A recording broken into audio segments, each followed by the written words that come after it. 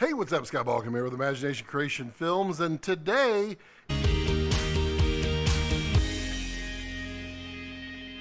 I love live streams. I love Fridays. I love having this opportunity to reach out there and say hello, Kerwin. How are you, buddy? How are you doing this fine and wonderful afternoon? Are you keeping cool out there in the Texas heat, because it's a hot one out there right now? It looks good so far. Yep, statistics are good. Yep, we're good in there. Looking good. I like to monitor what's going on in the stream, making sure everything is all good. We're good, man. Oh, Max Ender, go home, Scoot. I am home, dude. I am home. Man, your video's blowing up there, Brandon. How has anything happened from that? How's the response been? I mean, obviously the response has been pretty positive, but yeah, it's been. I've been seeing it everywhere, and people are calling it out, and it's really good. So, if y'all haven't seen Brandon's, put a link, Brandon, and I'll approve it. It's a really good short story that Brandon did and it's just gorgeous, and so I'm really excited to see the fun things happen for Brandon there. Oh, Kerwin, everything looks good. Well, thank you very much. I've got a slightly different setup. As you know, I like to constantly fiddle with my environment, and one of the fiddles I've got is I got a monitor in front of the camera now, so that I don't have to spend my time looking over here, which is, I feel like it's a negative detraction. Brandon says, it's been crazy positive. Thanks. Very humbled by the response. Small HD going to do a blog post and a few others. That's awesome, dude. It looked really, really good. I would love to see you do lighting breakdowns and show what you did. I mean, there's lots of people that would love to learn what you did. Not to mention the fact that it's showing how you did it, which is pretty awesome, and showing off that you did it, also keeping that buzz alive. You know what I'm saying? Yeah. Oh, so yeah, what is everybody doing this fine Friday afternoon? I've got my plethora of cameras over here ready to talk about whatever anybody wants to talk about. I've got the, oh, yeah, that's looking a little odd. I'm going to have to recenter that here. Yeah, ooh, yeah. Now I'm looking good. And we got the overhead. Now we got the keyboard, so when I type in my password, you'll be able to see it instantly. I'm not gullible.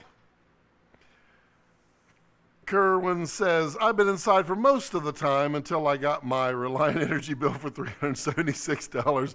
Yeah, welcome to air conditioning. It's a thing. I don't know what kind of house you're in, if it's base housing or if you're in a... You bought a house? You bought a house, didn't you? Yeah, you want... Facebook message me that, Brandon. I'll put it out here.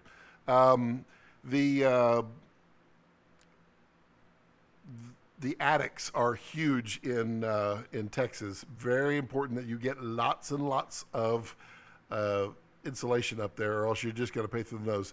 That being said, $376, that seems a little high. Not sure what you had it set. Did you have it set to 65?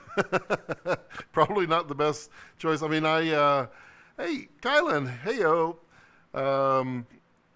Kerwin, brought a house? I think you mean you bought a house, because bringing a house, that's expensive.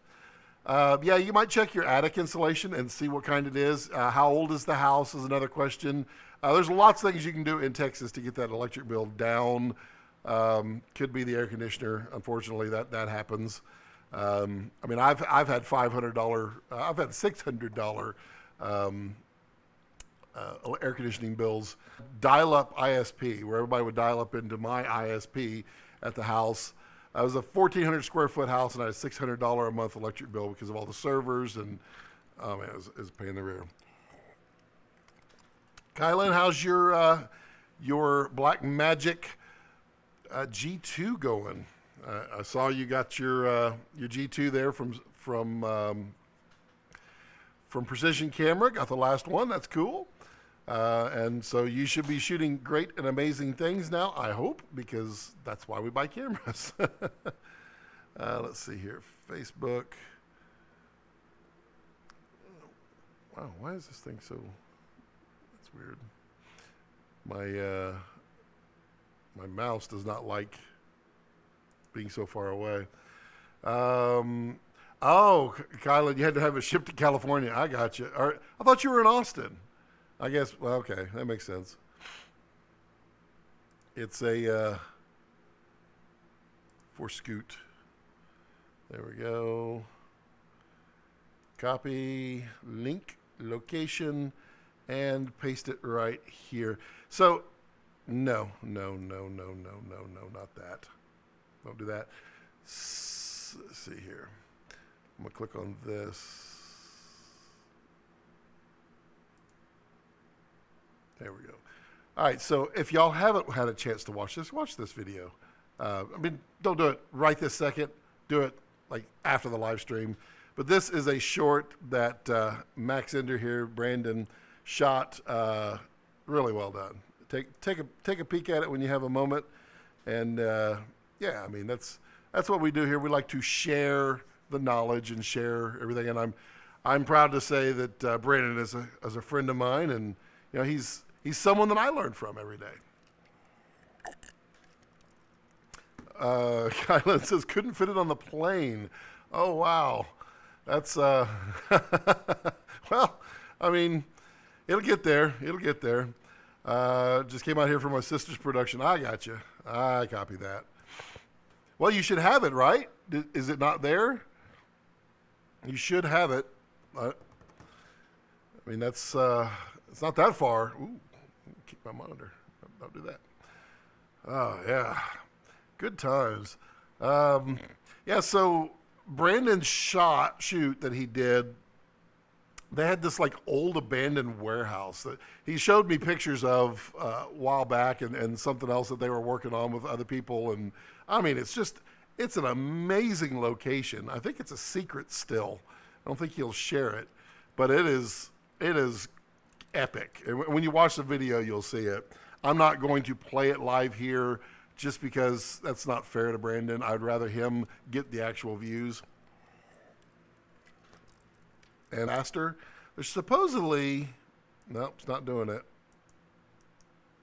Yeah, earlier, the YouTube sent me a thing saying that my chat got new features, that all I had Virginia Film Office website.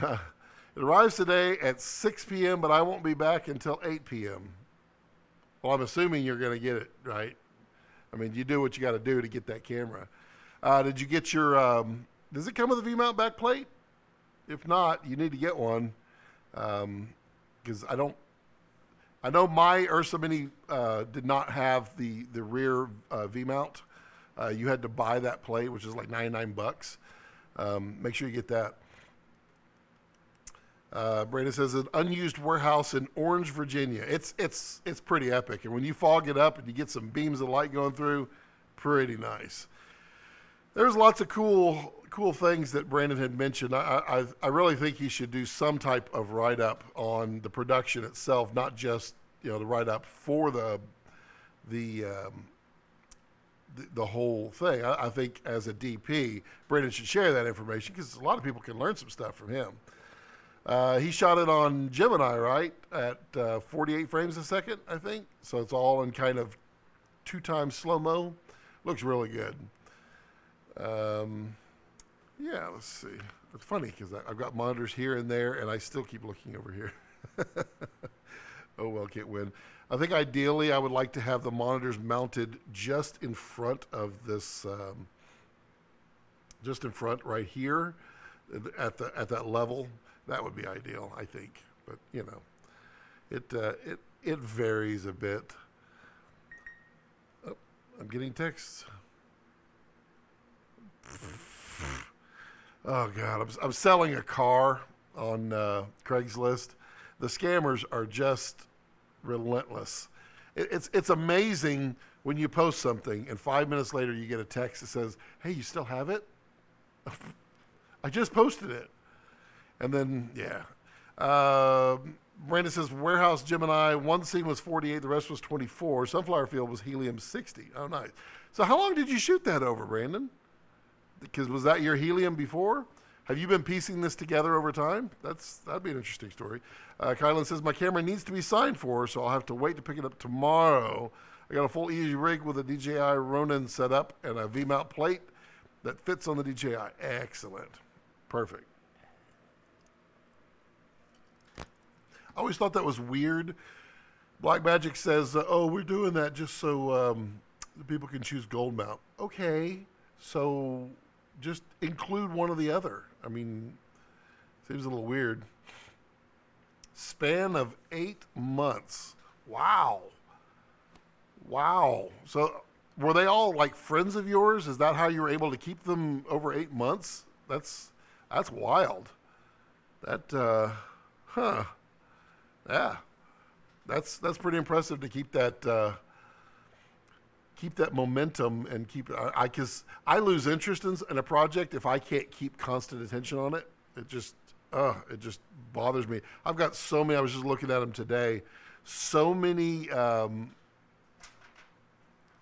projects that are sitting on my hard drive that I haven't touched. I've got several narrative pieces that I gotta bring my buddy down from Dallas to continue to shoot these, and I keep forgetting about them. I just put a whiteboard up upstairs, so we're gonna start categorizing things. Hey, Brandon, did you see the? Let me get this real quick. I like these. Did you see these adaptations I did from your build? So the Quasar mounts, the Brandon was the one that showed me how to build these, and I built barn doors. They work like a champ. I love these things. You can build 2 4-footers and 2 2-footers or 2 1-footers for $8. What a deal. I'm really pleased with how these turned out.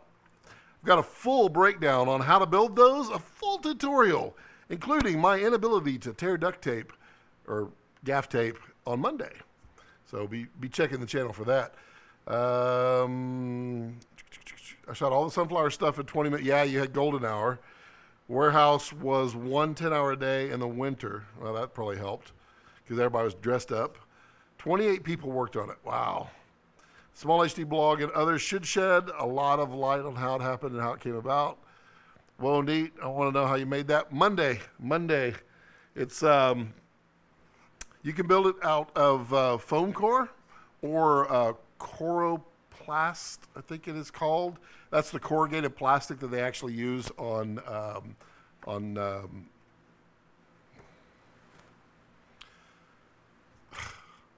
come on, really? Just totally blanked. Kino flows. Yeah, you can do it out of either. Works like a champ. Super cheap. I got some ideas. I'm gonna build a double with the double fold, kind of like they do on the Kinos. I'm gonna play around with that too. But yeah, super versatile. Also, I've switched. There you go. I found these T12. So these puppies work a lot better if you're doing like the larger quasars, not the T8s. So I've been using those. I'll have to put a link out there on Amazon's for that. Still lots of people. Who's out there? I bet, Tim, are you just sitting out there, Tim Hyatt? Are you just sitting out there just listening in the background, not saying a word as usual? Come on, you know you are.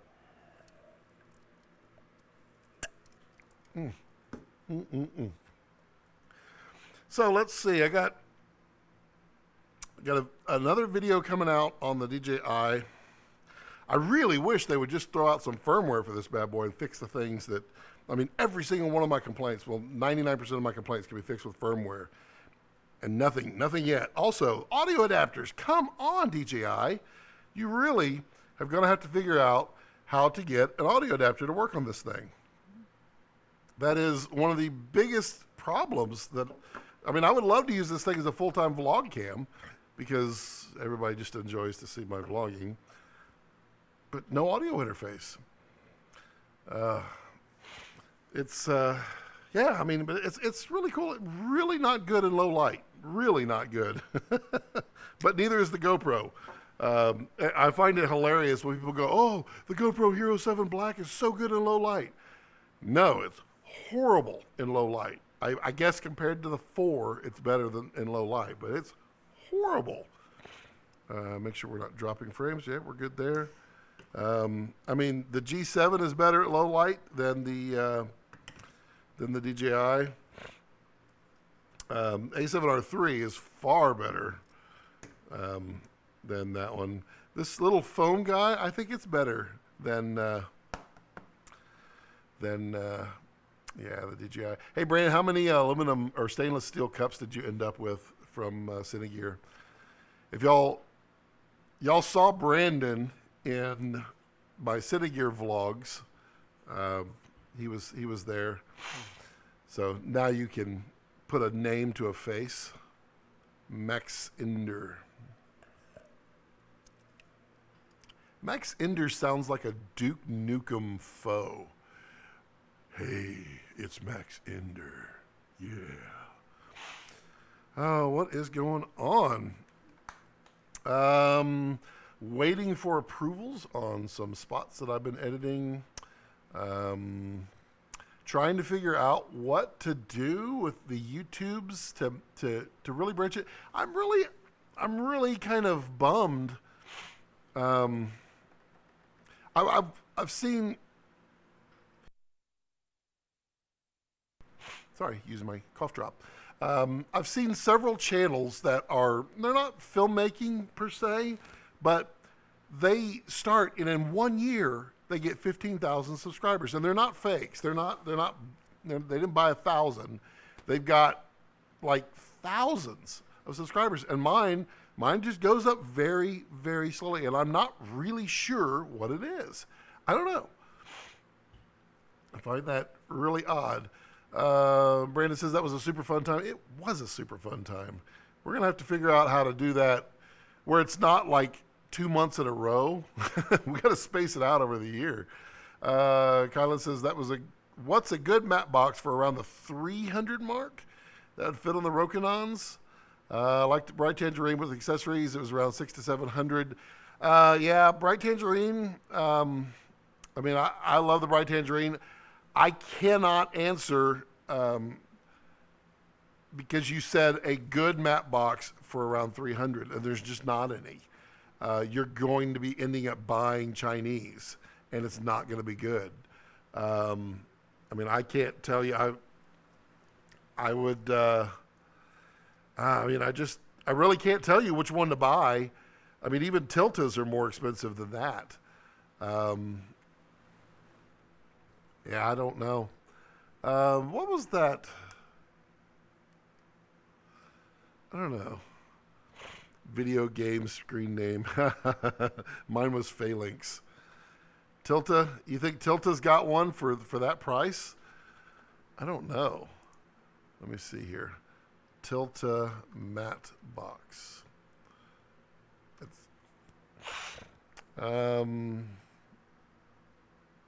Tiltas are not that price.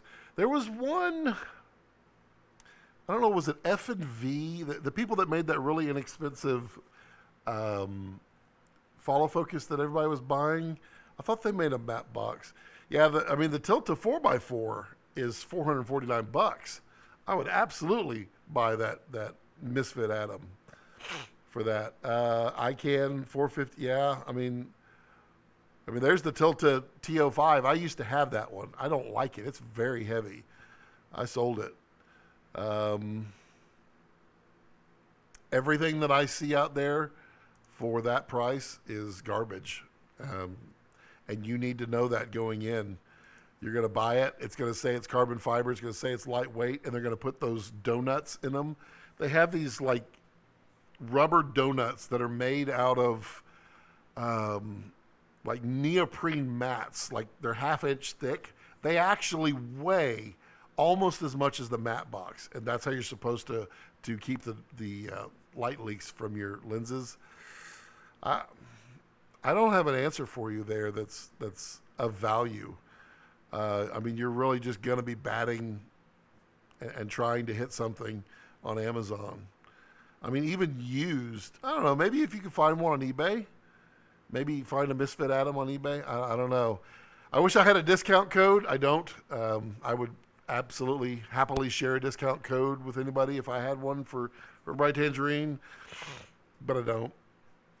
I mean, they got to make money. I get it. Yeah, I don't have one. Buy once, cry once is my say. Yeah, I say buy it right, buy it once, buy it right. If you want to buy it one time, then just buy it right the first time. That's the way, because it really matters. Kevin Kelly, wooden camera Zipbox or Zipbox Pro? I don't think those are that cheap. I thought they were right up in there. Camera matte box. Oh, that is weird. Well, wooden camera has the Zipbox double for $125. I know nothing about this, but I will say that wooden camera, Ryan is a pretty decent guy.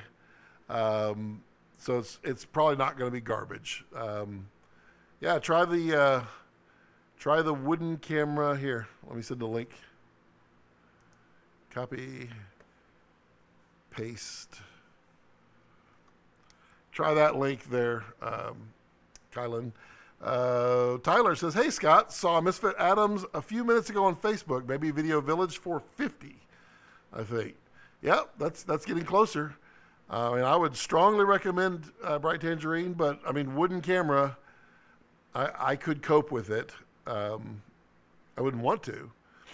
Yeah, try that Zipbox. There's a Zipbox double. Yeah, there's a couple more. Yeah, I mean, wooden camera, I'd be okay with telling people that it's not garbage. So there you go. Hey, Tyler. How's it going, buddy? Chris McKetchy selling a Misfit Atom top flag 15mm rod adapter for $500. That's the rod adapter is like $80. Top flag is like $50. Yeah, that's not unreasonable. I would probably offer $450 for it. But yeah, I mean that's a Misfit Atom with top flag. Something to consider. Alrighty, thanks. I'll take a look at them, says Kylan. Yeah, if you're Kylan, if you're on Facebook, go join the Facebook group Video Village. It's a nice little group. I think, is that where Chris has it listed there, Brandon? It's a good group of people. It's good learning experience out there. Yeah, check that out. Tyler says, doing well. I am doing well. I need some work. I need some work bad. I'm drowning. I need to figure out how to get on the scene in Austin properly and get some more work. I don't like being in that position, and it sucks. Yeah. Kevin says the wooden camera regular matte box is the expensive one. Yeah, that's true. And this one looks like it's all rubber, and it just like clamps on under pressure. Which, I mean, that's like a hose clamp. It's kind of funny. I mean, it's an interesting design. Max Ender says, "I'll be sure to decline." Yeah. Kylan, if you're on Facebook, I know a lot of people aren't on Facebook. I actually took a social media break to see how I could balance. Because my big problem was I would sit down, start work, start editing, and I get distracted. And then I'd get down the hole, like YouTube has a hole that you fall into. Facebook had one. And so I said, I'm taking a whole break off social media for a week. I don't want to I don't want to get trapped in that hole. Well, it only took me it took me a day, but I went for 2 days to figure out how to create that balance. And what I found was, as soon as I turned off notifications on every social media, everything changed. Because the notification draws your attention away, and you go and you pay attention to it. If it's a message or anything like that, you then are cleaning up your Facebook, getting rid of all those messages. You're then surfing because you're already over there. You've been distracted. So what I found was I disable all notifications, all sounds, because I'm going to go on Facebook. So as soon as I go on Facebook, it'll tell you, hey, there's 37 messages waiting for you. Cool. So then I just go to it when I want to, and I'm not distracted. It's great. I love it. I recommend that. That's Brandon, that's why it was such a fast, rapid, he's back on Facebook. Because I figured that out. And I wouldn't have known to do that until I decided I didn't want to be dragged away. And so every little thing that was dragging me away, I would just disable. And then I started clicking. I'm like, oh, hey, this makes perfect sense. Oh, yeah. 1 messages per minute. We can go faster than that. Let's throw some stuff out. Tyler, are you keeping busy? You got any work going on? You need any help? It's been really slow. I really need to figure out who I'm not talking to in Austin to get the buzz going. I need to step out of my cave a little bit here and get some stuff going on. Brandon says, I really wish I could disable it if I wasn't a moderator. Yeah, well, that's true. That is true. But how much does that hurt you, Brandon? I mean, being a moderator, that takes a lot more time. I wonder how much that hurts. I imagine it hurts some. Tyler says, somewhat. It's been kind of slow for me too. Well, okay, interesting. I'm not sure. I'm not sure what it is. If it's industry or if it shouldn't be this time of year. This time of year is usually pretty busy. I have a couple of shoots next week just operating. Are they local? I mean, are there jobs in Austin that I'm just not hearing about? Maybe that's the problem. I mean, not that I'm trying to steal them away from you, but maybe I am. I feel like I'm not hearing about them, and I guess I need to stick my nose out a little bit more. I mean, there was one, I know Chris Hatchett had a shoot up in Dallas, but it's actually during the only time my wife could take off from her job. And so we're going to try to go up to Yellowstone, do a quick little jaunt up there. Filmmaking jaunt, though. I couldn't do that one. Oh, we got lots of people connected. Say hello. Just, type in your name. Hi. I'm Joe from Wyoming. I'm Sue from Florida. Type it in. Say hello. One is a corporate gig, and the other is in San Antonio. It's reality. Ooh, that reality TV. Is that? Are you operating? Are you getting to use your Sony? You know what? At this point. Exciting. I'm not too interested in exciting. I'm interested in paying the bills. That is the part that hurts and stings the most. I don't want to be in a bad position, and I'm heading that way. Brandon says it's weird. You get some notoriety among the groups and community, but I don't think it's actually getting me jobs. Maybe able to sell things easier. Yeah, I mean, it comes with clout. You're a moderator. You must know some things. That helps. But I would not expect it getting you jobs. God, my nose is itching like I'm smoking a cigar. Maybe that's what it is. I think that's what it is. As I talk, my mouth is flipping so much, I think my nose hairs are tickling my nose, making my nose itch. I don't think it would ever get more jobs. Tom Herbert. Well, hello, Tom. Hey, Tom. Fun fact, today, my father's birthday.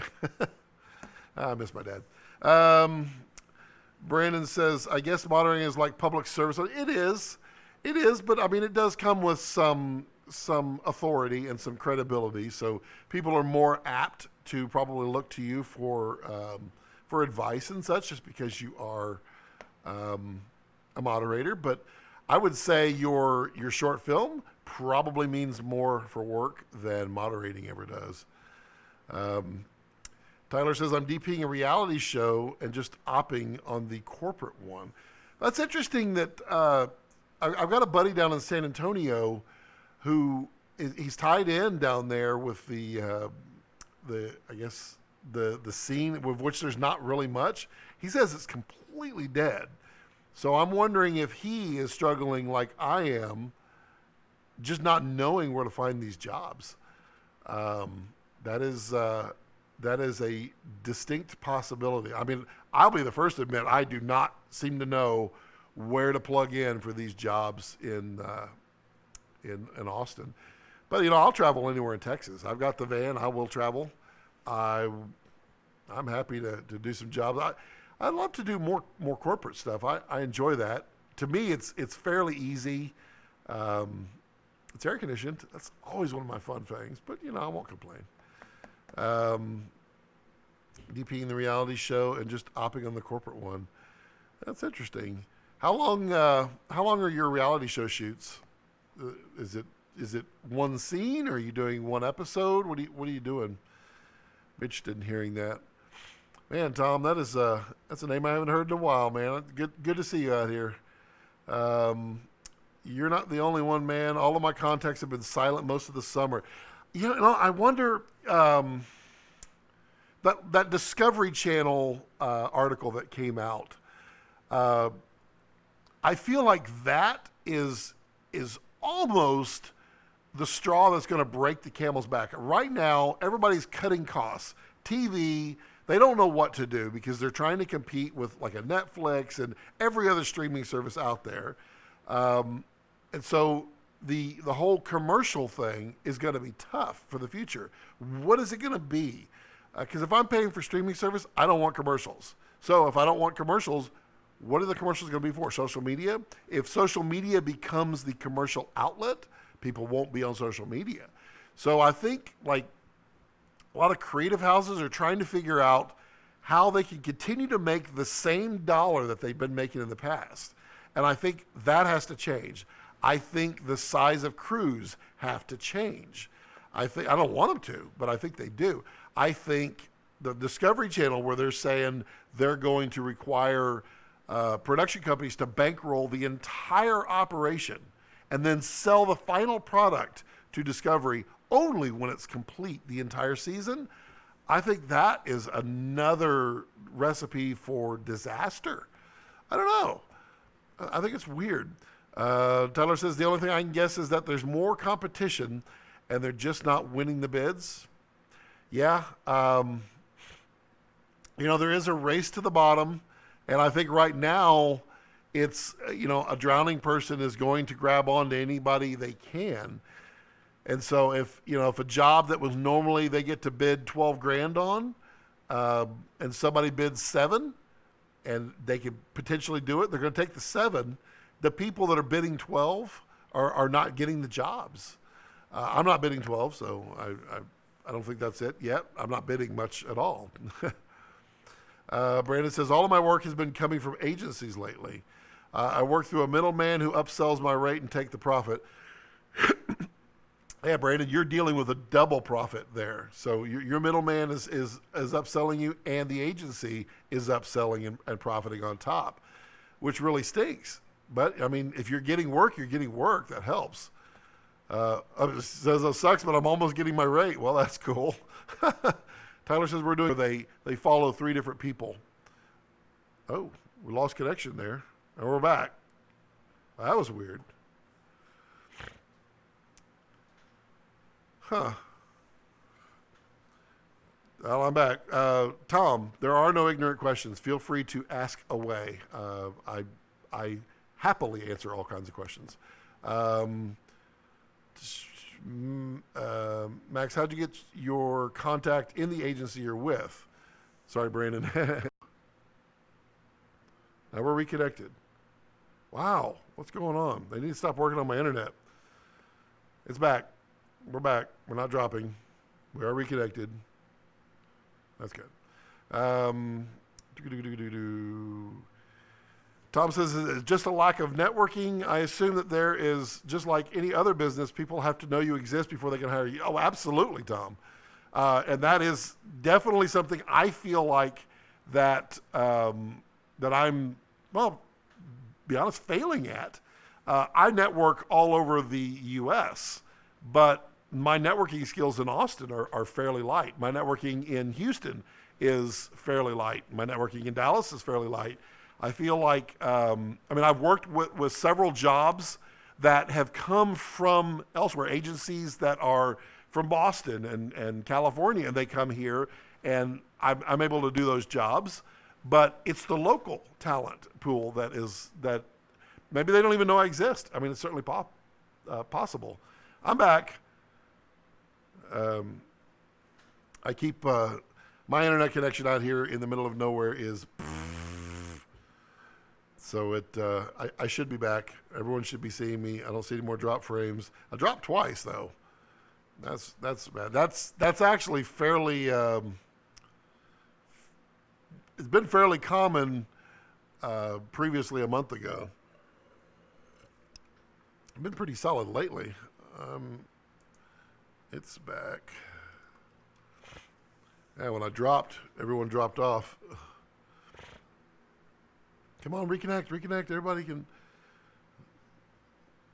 Every once in a while, I think what it is he applies some change to the router and he reboots all the wireless connections. I wish he wouldn't do that.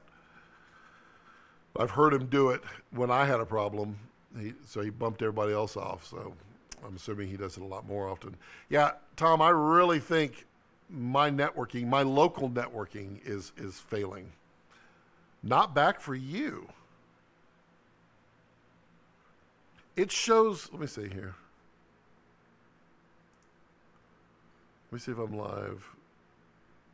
I'm going to clap so I can wait to see if that's live. It shows I'm live. I'm playing with the phone. I put it down. I'm just interacting with myself here. Making sure that it's live. Should be like a 30-second delay. What is it doing? Wow, how delayed is that? Yeah, it's delayed.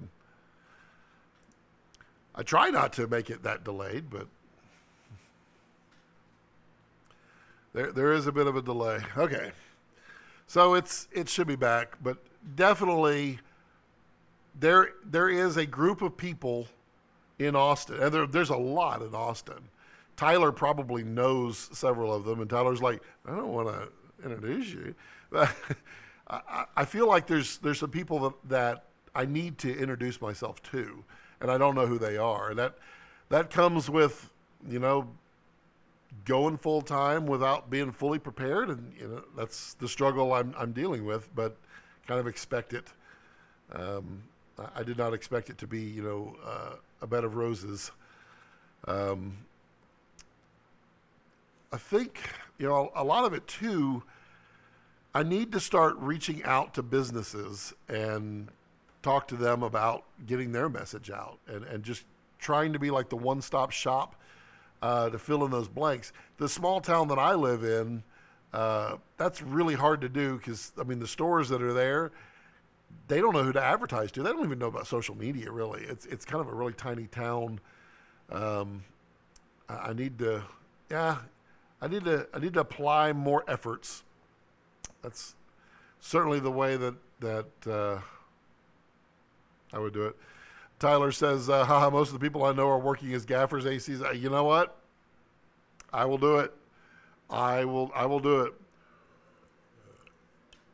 It's not my favorite position, but if it comes with a paycheck and they won't pay in 360 days, Disney, then yeah, I'll be happy to do that. The interesting thing, so how many of y'all are doing stock footage? So I know Brandon, you and I have talked about this a bit. I know black box is the latest trend. Oh, just keep my thing. Black box is an aggregator where you upload to them and then they throw it out to basically a bunch of okay sites. So I'm gonna give black box a try. What I'm afraid of is that they're selling to Adobe stock, and Adobe stock requires that when you put your stock footage out there, that it must be available to people who pay that monthly fee. Rashad, hey, hello. And when you do that, you get like a penny for your footage as opposed to $150, which you might charge normally. I've also noticed like Pond 5. Pond 5 has a bazillion of clips out there. Reuters is now teamed up there, so now they're dumping all their clips. And then what I'm finding on Black Box is people that upload to Black Box, I go in and I have like a video of a bird who's pulling a worm out of the ground. And I probably have 20 minutes of this bird on the ground. On Black Box, what they're doing, people are not just putting the 20-second best clip of the bird. They're putting the whole thing broken up into 15-second segments and uploading it. So when I search for bird on Pond 5, you see a whole, like, it's just like 10, 15-second breaks of a 20-minute video that are out there. And I guess you just throw mad volume out there is the way they're doing. I don't know. I don't know what to do because I'm not seeing any revenue right now from stock footage at all. Kylan says, I've been starting on Black Box just about 2 weeks ago, no money yet. Yeah, I've heard it takes a lot. It's slow going. The thing that I don't like about Black Box is you can't manipulate your meta. You can't manipulate anything once you put it out there. So whatever every tag you put out there, it's locked for life, and then you're not allowed to duplicate it. So I have to be very cautious of that. Tom says, even though Austin isn't a small town, I've got to think that the film community is kind of insular. It is. I mean, there's a huge film community in Austin. I don't know the right people, I think. Tyler says, it's tough to break in. I still haven't to an extent. Well, but you've broken in more than I, sir. So I will constantly follow your efforts and even gaff and PA on any job you have. Yeah, Tom says, you may need to expand to other areas where the industry is hot, like Atlanta. Well, yeah, it's definitely been discussed. I mean, I would move to LA in a heartbeat. I just don't think that it's a wise move because it's very expensive there. Well, I mean, Austin's almost as expensive. And it's also super saturated. I feel like I need some more on set time, and I think it'll happen. Yeah, I'm kind of marketing myself a lot to small businesses, and then to any friends that know. And I got to stop being a little fearful and get out there because yeah, Atlanta is a tough one. I don't think Atlanta is actually going to change. I know that with the political thing that's been going on down there, everybody's saying they're pulling out of Atlanta. I don't think that's the case. I think they're all going to bluff. Whatchamacallit, in New Mexico, not Santa Fe, but where they filmed Breaking Bad, they are now seriously building up studios there. So that is going to be, and I think, was it Netflix that signed a deal saying that they were going to make that one of their new production hubs? So I can't think of the name of it, but yeah, that's going to be a big production area, and it's still far from me, but yeah. Bill says, just make sure to wear a better shirt than the one you have on now. This is a Film Riot shirt. This is a tribute to Ryan Connolly right here. and it's clean. It's not bad. I don't wear. In fact, I mean, look, it doesn't exactly fit. It's been a while since I've worn this shirt. I did it specifically for the live stream, just as a throwback to Ryan Connolly there. Albuquerque, yeah. Tom says it's cheaper. Yeah, yeah. Albuquerque. I think they said they were building $7 million production facility out there, and they were projecting it to be like 100+ million. That's big. Can't believe you don't like my shirt. Let's see if I can get the zoom in on here. Nope, can't see it. Yeah, that's the was it domain.com or the domain.com robot that they built for their commercial. It was a pretty brilliant ad campaign by them. Made out of cardboard and oven mitts. Oven mitt. Bill says, of course I saw the one you wore at Renfest, so I guess it just depends on the location and if you want to blend in. Yes, this is true. Kevin Kelly says, Scott, Aerie shirt or nothing? I don't have an Aerie shirt. The only thing I have from Aerie is a hat.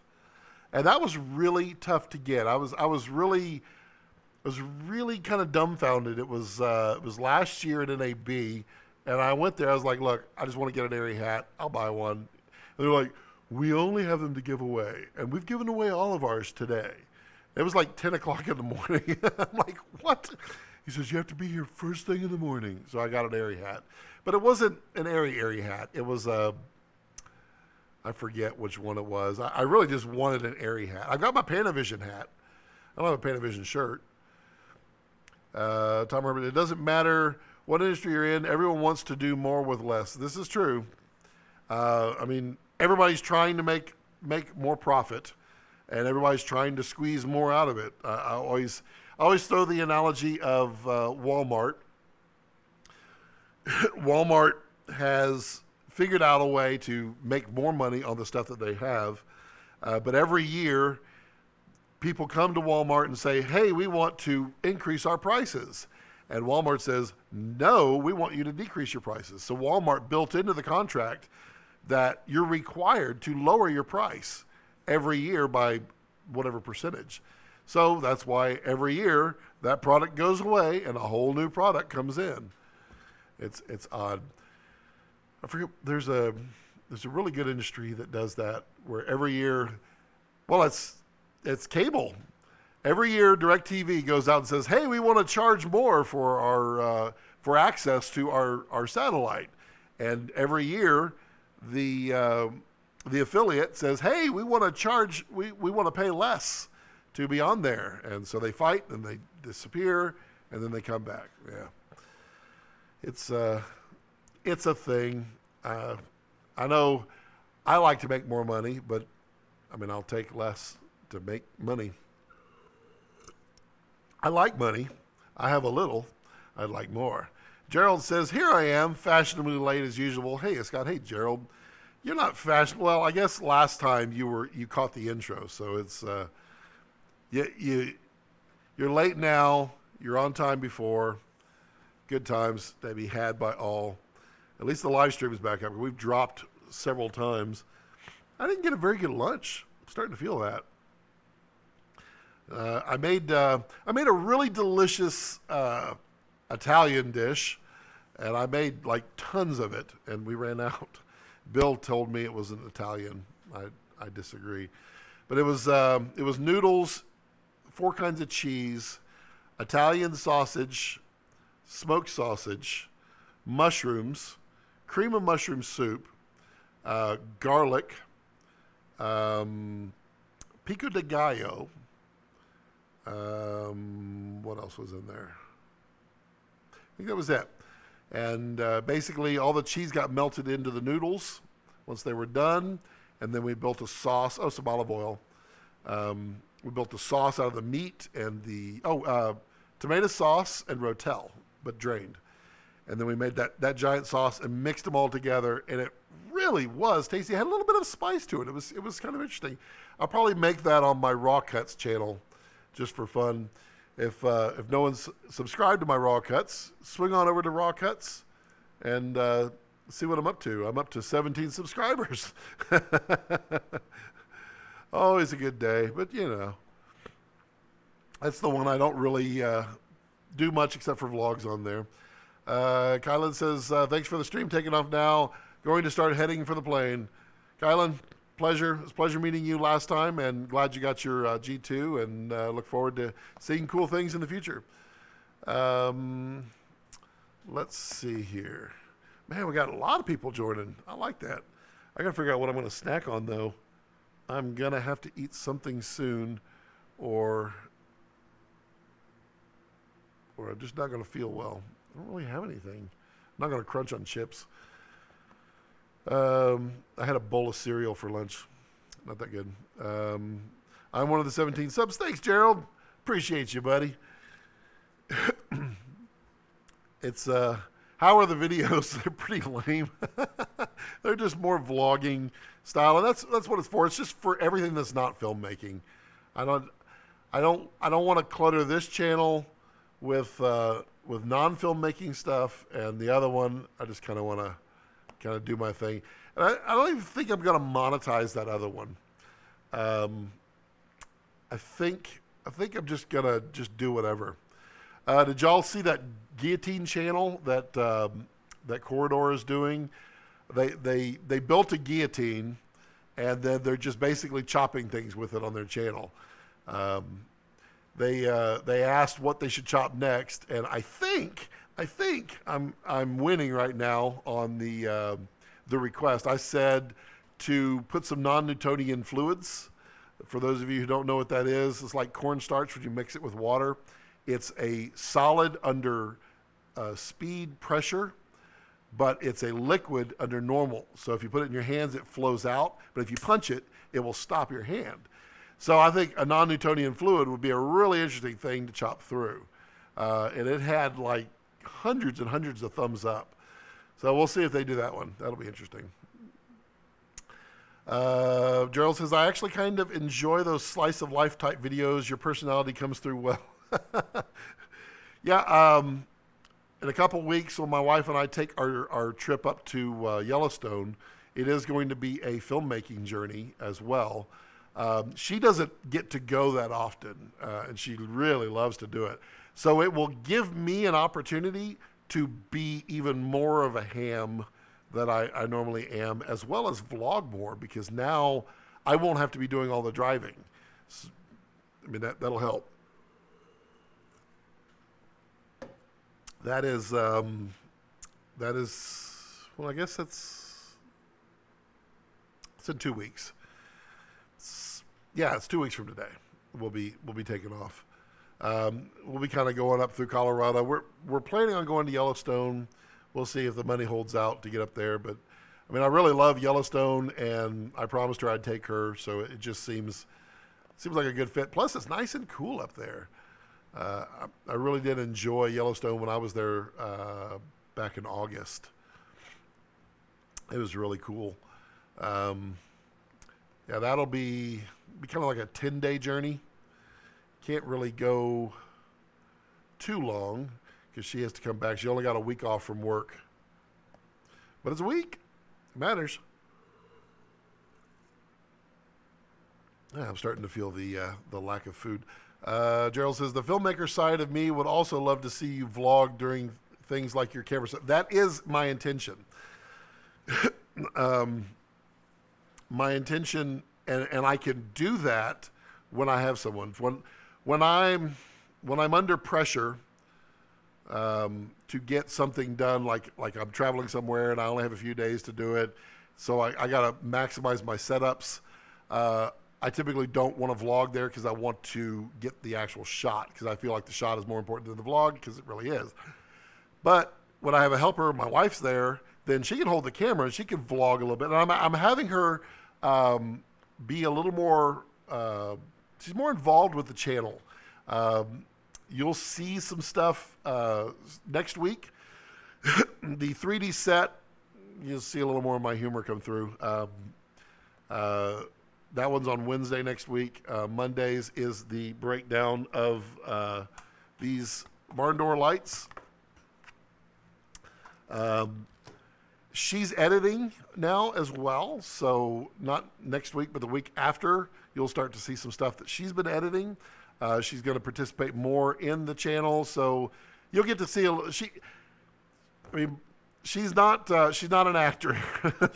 she really struggles acting, but she's trying, and I think she's the complement of my life, my opposite. So it'll be interesting to have her in here, and I think it'll be interesting on the vlogs too as well, because she'll have to be more part of it. Tom says one of the areas I haven't been to yet. Tom, go. Yellowstone is truly magnificent. Do not try to go in the wintertime. Literally 6 months out of the year, it's almost impassable. But like right now, it's like 60s or 70 during the day, and it's in the 30s at night. It is phenomenal, and it's really beautiful. I mean, really beautiful. If you look at some of the videos I did back from August, they'd probably be posted around September, October. There was a lot of Yellowstone there. Really beautiful place. Headed to Canyonlands in March. Nice. Canyonlands, I've gone to Arches and Canyonlands now 3 times. And I have to say, Arches is nowhere near as fun as Canyonlands to me. Canyonlands is gigantic. And it's really cool. Also, there's some, I don't know if, Tom, if you're camping or if you're staying in hotels. Also, do you have a high clearance vehicle or 4-wheel drive? That's another good question, because there's a really cool trail if you're not afraid of heights. It's not really that off-road. You can do it in a Subaru. I mean, you could do it in my van. It's just not advisable. It's called Schaefer Trail in Canyonlands. If you go like 2, maybe 3 years back, I did a vlog where I was in Canyonlands, and I did Schaefer Trail in my truck. Wow, it's it's good views, because you're on a trail at the side of a cliff. It's wild. Gerald says, that has to be great having your wife interested in your work. My wife appreciates the end product I produce, but has zero interest in how the sausage is made. I get it. It's, she's very supportive. I'm going to have to make a drink here while I do this. I'll just keep talking. She's very supportive of it. She does love it. She enjoys doing all the parts. She doesn't have the mindset of a creative, so it doesn't flow naturally for her. But however, I know she can do it. I've seen her do it. She used to color for me, and she used to edit like 3 years ago. So I definitely know she can. It just boils down to, we got to pay our bills, and that is the ultimate goal, is for her and I to be a team where we are working together to succeed in this. And that comes once I get more plugged in and get things going. I'm going to have to eat some cookies. That's probably not good. I apologize for eating in front of you, but I'm feeling a little weird. Probably from the cereal. Tyler says, off to jiu-jitsu. Pajama wrestling. Have a good weekend, Tyler. Oh, I can't do jiu-jitsu.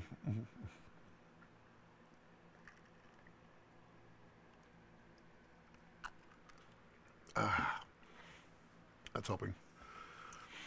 All right, so who's got more questions? Who's got more stuff? Yeah, Tom, you're going to love Canyonlands. And March is a really good time. It is,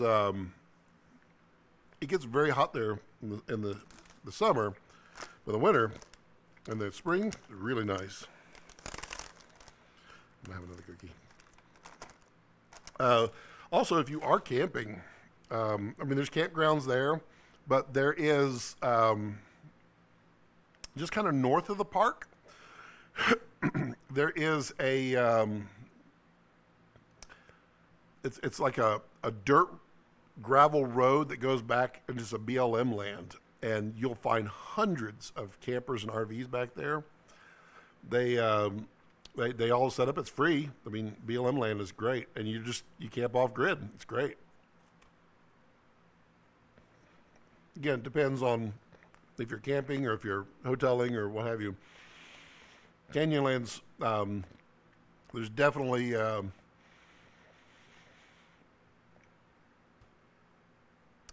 there's definitely a lot of hotels in Moab. Yeah. Tom says, I found the more expansive an area is, the harder it is to photograph. I completely agree. I don't know how to photograph that stuff.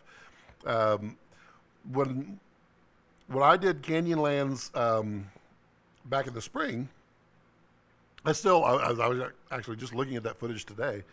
I would say 90% of my shots are wide, just really wide and time lapse. Because I mean, you can't capture video of something giant like the Grand Canyon. It doesn't work. The only thing you can do is hope to get some movement in there. If you're going to photo it, I mean, you're either going to photo up close or pop some colors somehow in wide. It's tough. I usually pull up and go, how can I make this interesting? The same thing at Yosemite. Yosemite's got that tunnel view that looks all the way down the valley, and it's one of those that, how do you photograph that? How do you video that? It's tough. Sorry for eating.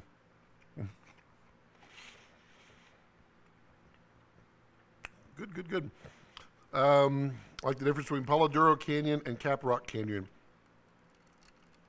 So Palo Duro, I was going there last year and I never made it. I have not been there. How is that?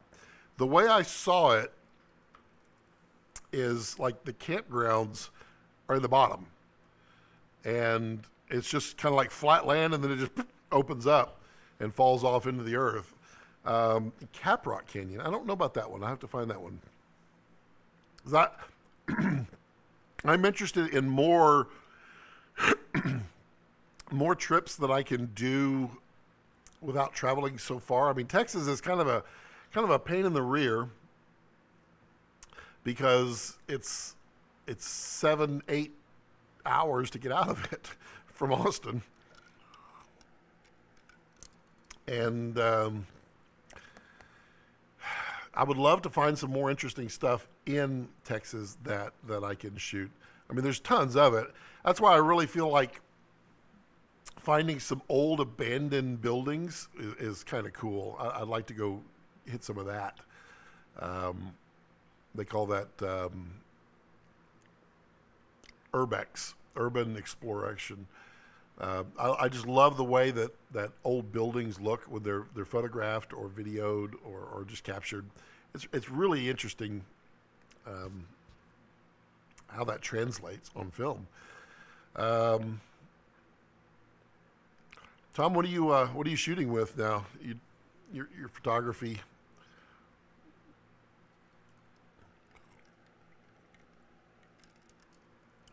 Oh wow! That's where you get your, I guess blood sugar gets off. 'Cause usually I like something with protein for lunch. Let's see here. Who's got more questions? What's more conversations we can get going here? Gerald, what have you been working on? How's your lenses there, Gerald? You bought the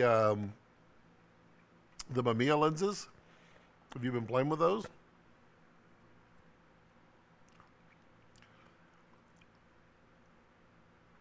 Tom says we should probably talk offline. I'm starting to devote more time to traveling. Absolutely. Are you on Facebook or any of the other social medias? If so, hit me up on there and let's chat.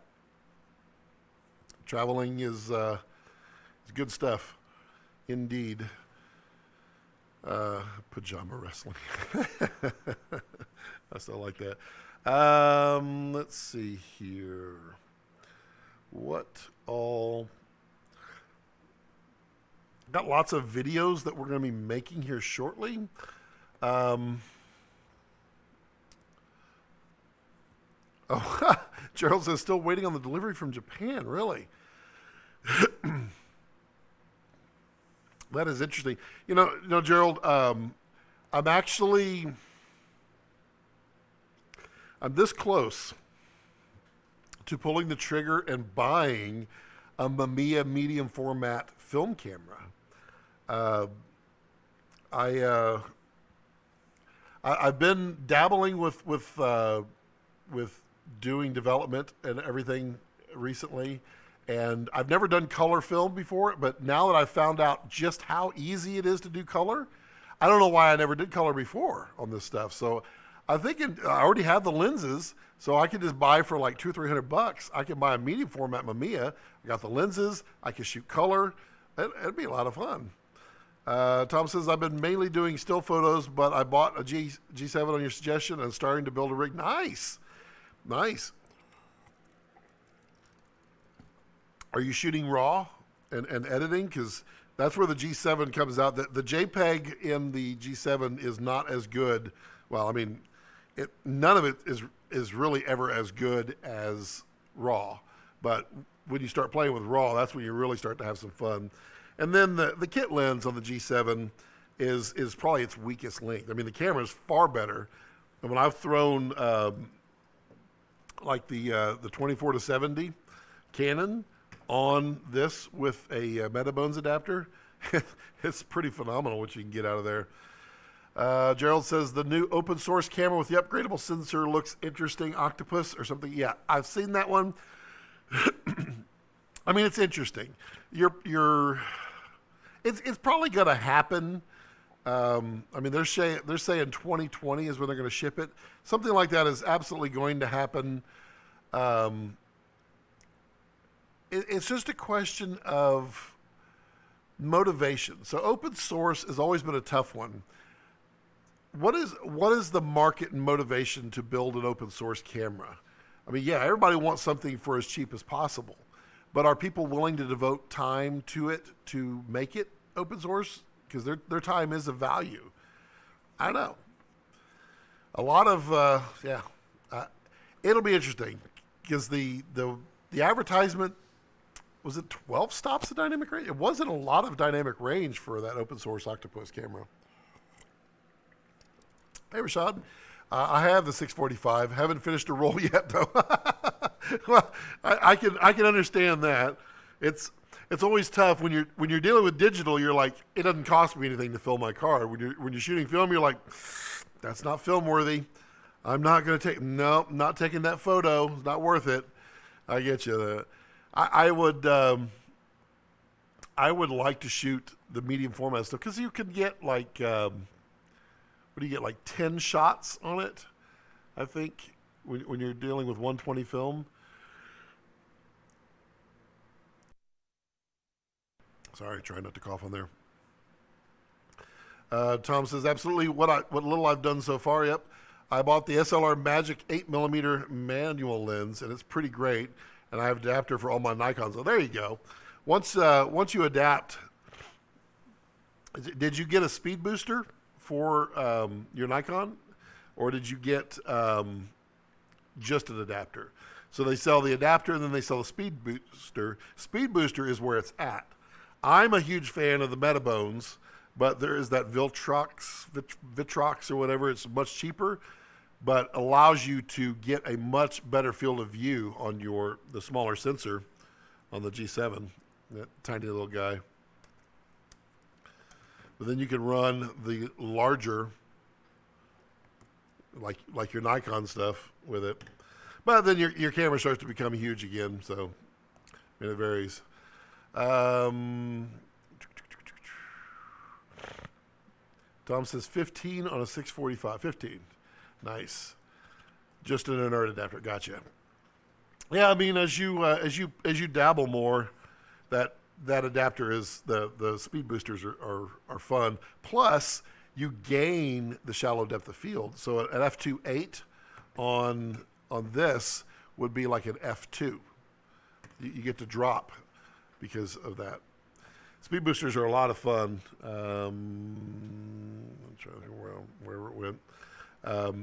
With the Metabones, they have a .71 and a .64. The .64 turns like the f1.8, like the Sigma 18 to 35, turns it into a 1.1, which is like razor thin focus, but it's so much fun. And I mean, the G7 is not a low light magnet, but when you throw an f1.1 lens on there, it becomes a very, very nice low light camera.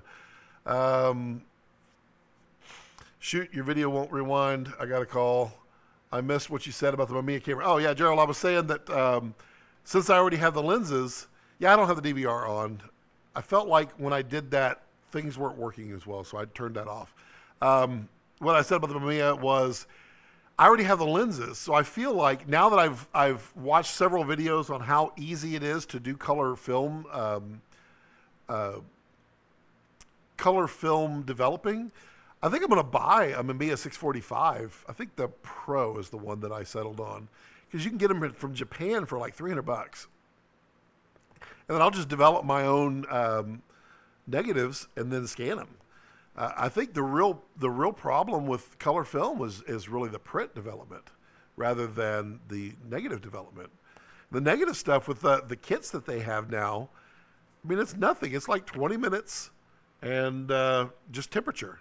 Which, the beauty there, and I answered my own question, and then the next video I watched actually had that same thing, so I felt really vindicated. But the sous vide stuff that I've been doing, when you have to keep a bath of water at a set temperature, a sous vide heater is perfect. You just put it in there, let it churn, and keep the temperature at exactly 104 or whatever it needs to be, and win-win. Yeah, so Gerald, that's what I was saying. 645, because I would like to shoot with some medium format stuff. Good stuff, good stuff. Not dropping frames, that's good. I like the new setup, but I feel like now I'm looking down more. It'd be nice to have this like right up there. But it is a big monitor. That's kind of nice. Oh, there we go, scrolling. And we haven't had any trolls, which is really nice. The small rig cage just got dropped to the front door. Nice. Are you videoing, Tom? I mean, the 4K video on this is pretty nice. I've got several friends that use it just for that purpose.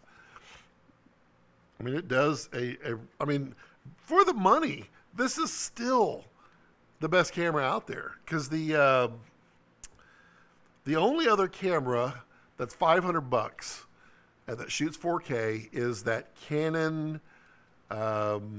It's called a 250, but that's the European designation. I'm trying to think of what it's called. It's one of the Rebels, T something or other, but it is a APS-C sensor.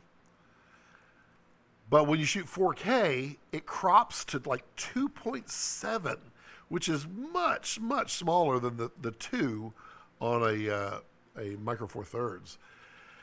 So it's, I mean, there's only one other camera out there. That's kind of silly. Gerald says, are you a false color guy? I'm thinking about starting to try out working with that a bit. Yes, I am. I do false color. Are you talking about for exposure? Let me verify that, because any other false color, I don't know that I'm aware of what you're talking about. But for exposure, yes, I'm absolutely a false color guy. I always use false color for skin tones just so I can keep everything exposed nicely. Let's see here. Make sure that's working. Yep, that's good. Stream health is good. That's looking good there. Good, good. That shows good. Yeah, for exposure. Yep, absolutely. Green for skin. Get it nice and even is the way I do it. Green typically is about 50% exposure, but keeping green at skin or just under is where I like to be, and it makes a difference. What is that? Okay. What are you going to use for false color? Because you got to have a monitor that supports the false color, or a camera. My red supports false color. I wonder if I could demonstrate that. I don't know. Let's see. Maybe I can. I think I can. I think if I do it like this, and then I do an overhead shot. Yep. And then, yeah, okay. Yeah, I can do that. Do the false color that way. Let's see here. Gerald says, I never shoot humans, so I hadn't gotten into false colors yet. Well, you should try humans. They're actually, humans are the most interesting of things to shoot. There's so much character in wrinkles. I tell you, you could take a picture of a really pretty girl, and it's beautiful. But if you take a picture of like an 85, 90-year-old man, it is the most interesting, and even an 85 or 90-year-old woman, the faces and the every wrinkle is actually really interesting. It's wild. So let's pull up false color here. Let's see what we get. We are zoomed out. Yep. All right. Overhead. Well, let's reflect the light. We have wrong there. Oh yeah. Oh, that's right. Hold on. I gotta. This lens.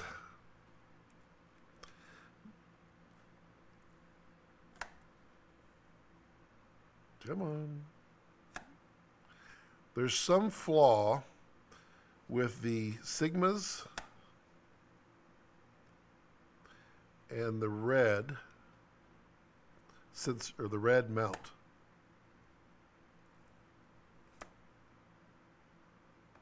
Hey, come on now.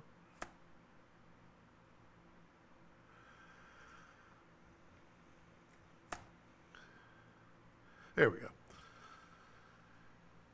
It won't just take it. It's weird. All right, so there we go. The false color. My skin is not looking good. Super bright. Let's bump that up. Nope, still too bright. Yeah, there we're getting some more skin. It's hard to see, sorry. Let's see, we got to 4.5. Nope, wrong way. 3.5. There, we're getting some exposure good there. The cheek, the hand is a little bright. So what we could do here, I could use my hand, and then I can control the light coming this way. As I dim.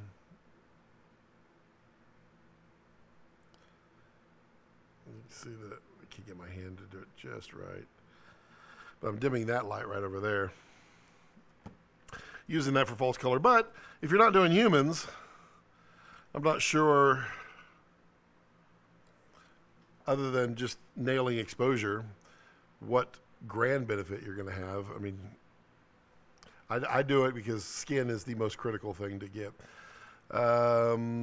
Gerald says, I have a couple field monitors that do false colors. Okay, well, there you go. Especially done in black and white, then it becomes all about texture. Yes, exactly.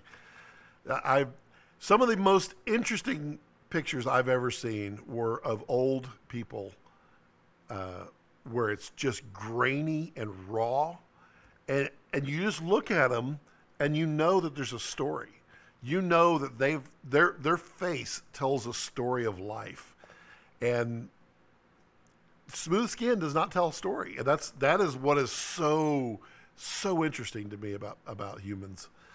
Gerald says, big time. Some of my favorite portrait shots I've done were black and white, high contrast shots of older. Yeah.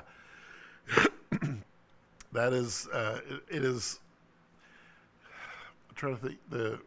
I used to National Geographic magazines back in the 80s. And I'd flip through those because they'd always have, they were usually visiting some tribe in Africa or some South American something or other, but they would always take like a photo of like the tribe chief or the community chief, and they're always just really just rugged is the best way to put it. But I stare at those photos because they're just so interesting. The amount of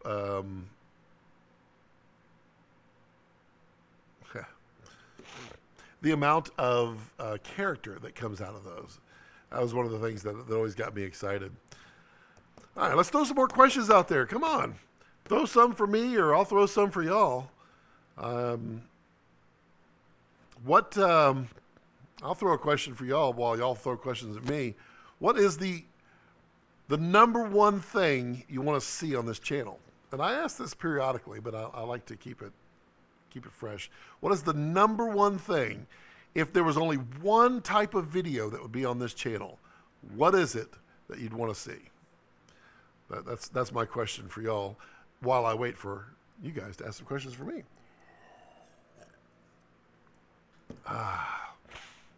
Good times out there in the world. It is, wow. I ask a question and I lose a watcher. I wish YouTube would get really good at their analytics, because they're way behind. It'll show like 2 people on like watching the live stream, and then there'll be like 8 people in chat talking. So clearly it's not right. Not dropping frames. Good. Yep. Got a good stream. Healthy. Got good CPU utilization. I have to watch that periodically. Let's see. What else can I can tell you one thing. If you buy gaff tape, don't buy seismic gaff tape. It is the worst gaff tape I've ever had. This stuff, it doesn't stick hardly to anything. It's really soft and fluffy, which is not the right way. This is the good gaff tape. This is Technic. Expensive. Makes a difference. And then this got called gaff tape, and it is almost certainly not gaff tape. It's cloth tape, but it's called Racer's Edge. This is 200-mile-an-hour tape. It is a cloth tape, but it is not gaff tape. RBV Rough Boy Visuals. What is the best way to rig lighting and cameras to cars? Okay, so give me an example of the shot you're trying to get. Are you talking about an interior shot? Are you talking about, tell me give me a little more detail on that, because I mean, there are ways to do that, and then there are ways you just can't do it. I mean, you have to go to a process trailer in order to do it. If you're trying to light the entire car going down the road, and you're not going to do green screen or projection, then you're going to have a process trailer where your car's sitting on a trailer with a full array of lights up front. Yeah, give me a little more detail as to what you're looking for. Gerald says, for me, it's the cinematography tutorials with the type of quality equipment you use. Very cool, very cool. Tom says, I really enjoy learning how to do the things that I don't know about. Even just the little film you did about making coffee was highly enjoyable. Mostly when I spit it out.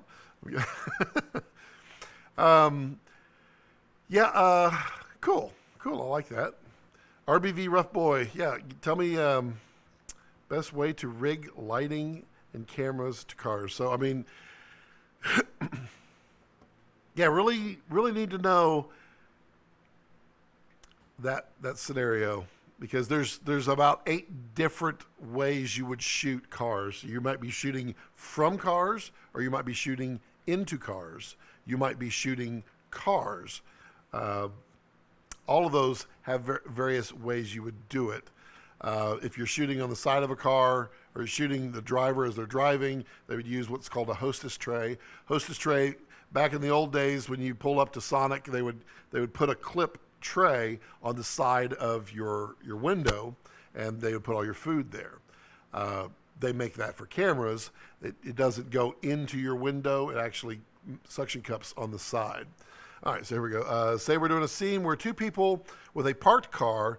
How should we light to expose for both the talent and the background, as well as avoiding reflections? Well, reflections you cancel out by using a polarizing filter. So put a polarizing filter on the front, and then you can rotate it to cancel out your reflections. Your talent and the background. Well, typically the way you would want to do it is you would want your background to be the less center of attention. So you can do that by pumping more light into the car than the background would be. So if you have sunlight in the back, then you pump more light into the front, and then you expose for that with ND, which would then darken the back. That would draw your eyes away from the windows, and do it that way. Another way you could do it would be some ND on the glass, ND film you would apply, or you can do nets. If you put nets behind the glass, that would be out of focus when you're focusing on your character, but it will also dim down the exposure for the outside. Then from there, you could then blow out the outside so that it's like super bright. Then you don't care. And by doing that, you would then put a little bit of light on the talent and then try to blow out the exposure for the outside. Let's see, expose for both the talent and the background. If you want to do both, then you need to measure your outside and measure your inside and bring the lights up to the same level. You're going to have distractions. That's typically not done. You typically are going to have the exterior slightly brought down just so that it's not a distraction for you. But you can do it with nets, ND, balanced lighting, or controlling the lighting, projection, green screen, night, all of that. As far as getting lighting in there, you're going to, if you're sitting, you said you're doing a scene with two people with a parked car, then I'm going to have large soft boxes in the front. Really large. The larger it is, the better, because it would emulate bright sky hitting your windshield, which you're then going to use your ND to concentrate that so that it's ever so slightly there. You're never going to be able to kill all reflections, but you'll be able to make it emulate the sky, which is what you're trying to do. Then you would use some type of small lighting. Quasars would be a great solution. If you had quasars, you could put these right in the dash, right behind the steering wheel. Driving, you put them right like that, and then I would color the lights, put some gel on here, get it really, I would say amber in color, because that's what you're going to find most car lights, interior lights are going to be. And then it would cast kind of an amber glow. You could do red if it's a sports car, and that would throw light up onto your talent, because otherwise you're going to have this beam that cuts in, which would be a harsh sunlight. So it depends on the time of day you're shooting, the desired look that you're trying to get. From that explanation, you can refine further your question down below. I'm happy to answer what I know. I mean, I'm not God's gift to lighting everything, but I'll tell you what I know. What else? Who's got questions? Frames missing due to rendering lag. Oh, interesting. Skip frames due to encoding lag. Huh. New stats I had not seen. The other way you could do it, if you're doing it at night, you could totally fake it by using headlights or flashlights or any kind of light off in the distance, putting some lights off on the sides, and they are they just look like they're off in the distance. They are blurred out because you're doing shallow depth of field on your subjects in the car. And then that kind of lighting for night, you're going to do some type of emulation of a dome light, if that's the way they're stopped and they're talking, being interrogated, police having a conversation, or if they're just sitting there having a conversation by the dashboard lights. RBV says, nice. Also, what would be the best filters that I can put in front of the lens to help give the film a vintage or older feel? Okay, so that's a super loaded question. Because which vintage, which older? I mean, there's so much character that you can get in vintage that it depends on what you're trying to achieve. What I feel like you're probably saying is that you probably have some sharp glass. It feels very video, and you want it to not feel that way. What I would look at there is a Pro Mist type of filter. Let me let me demonstrate here. Let me grab some. These, I've done this before on the live streams, but I got no problem doing it again. It's fun. And I will demonstrate what they do basically. So Pro Mists are going to bloom out lights a little bit. What is this one? This one, it's a 1/16. That's a Super Mist quarter. Okay, I'll give you a very strong example of it. This is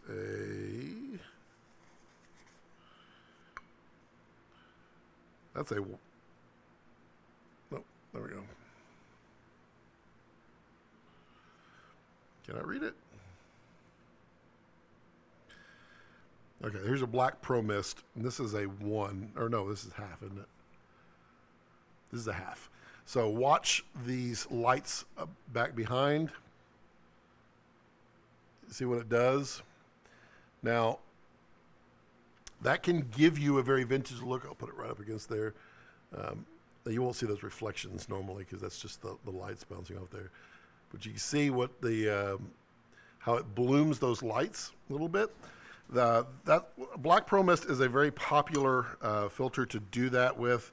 You would want to vary the strength a little bit, not necessarily choose a very strong. And it also depends, the strength of your filter would vary depending on the focal length of your lens as well. This one is called an HD Soft Diffusion. You can see what it does. It kind of does very similar, but not quite the same.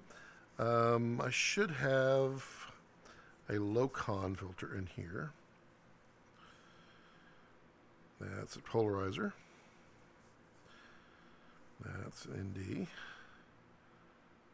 Here's a low-con. So here's a low-con filter. This will kill the contrast. You can see what it kind of does there. Really takes away that contrast. Now you can also then stack these. Let's put this one outside. So now we got a low-con and a black Pro Mist. So now we're blooming and we're taking away the contrast. Let's see which one that was. That's a look-on right there. Okay. So those would be a couple of options that you could do. I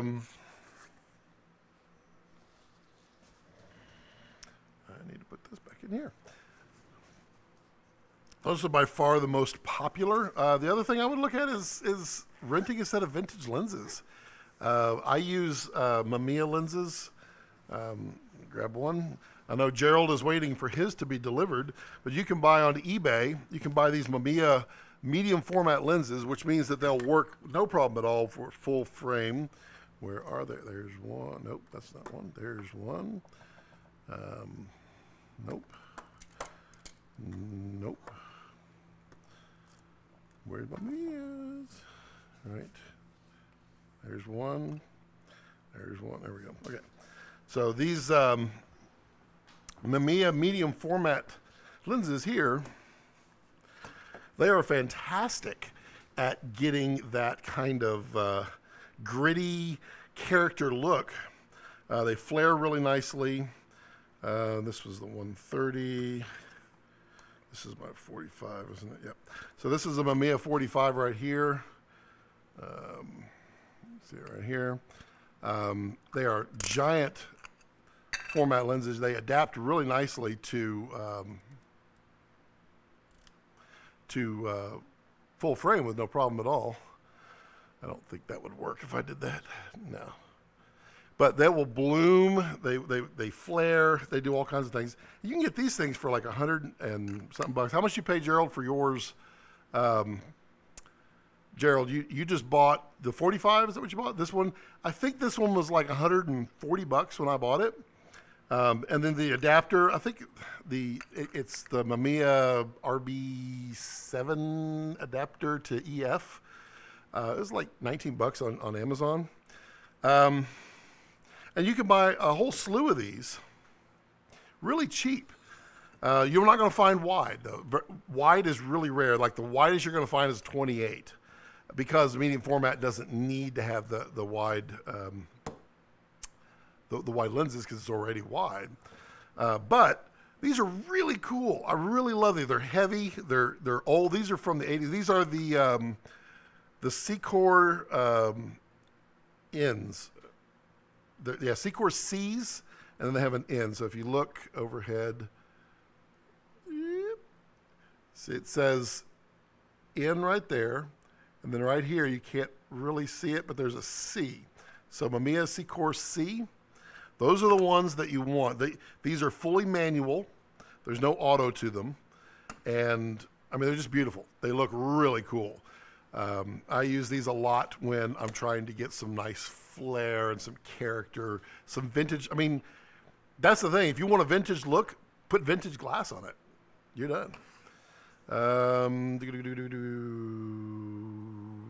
Gerald, let's see. Yep. Tom says, use old lenses. Exactly. I mean, there's no better way to get character than to use lenses. And the cool thing about some of these old lenses, they are... let me grab another one here. This one is by far the most popular old lens out there in the world today. And you can buy these things for nothing. I mean like $60. They are amazingly cool.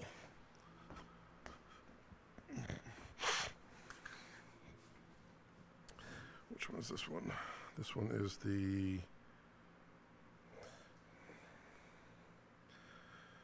Yeah, this is the Super Takamar here. Tiny little lens. This one is a... Gotta put my old guy glasses on. This is a 28 millimeter. And this is a... it's designed... It's an old Japanese lens. And then this one is the most popular out there. And this is a Russian lens. And you can find them so cheap.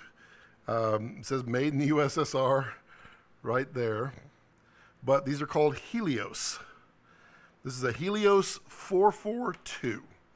This little guy right here, you put it on a camera, it is so pretty. It is so good. It's so much character. It's so... It's pretty, but it's gritty, it's raw, it's imperfect, but it's perfect. I mean, it's amazing. Helios 44.2, buy them.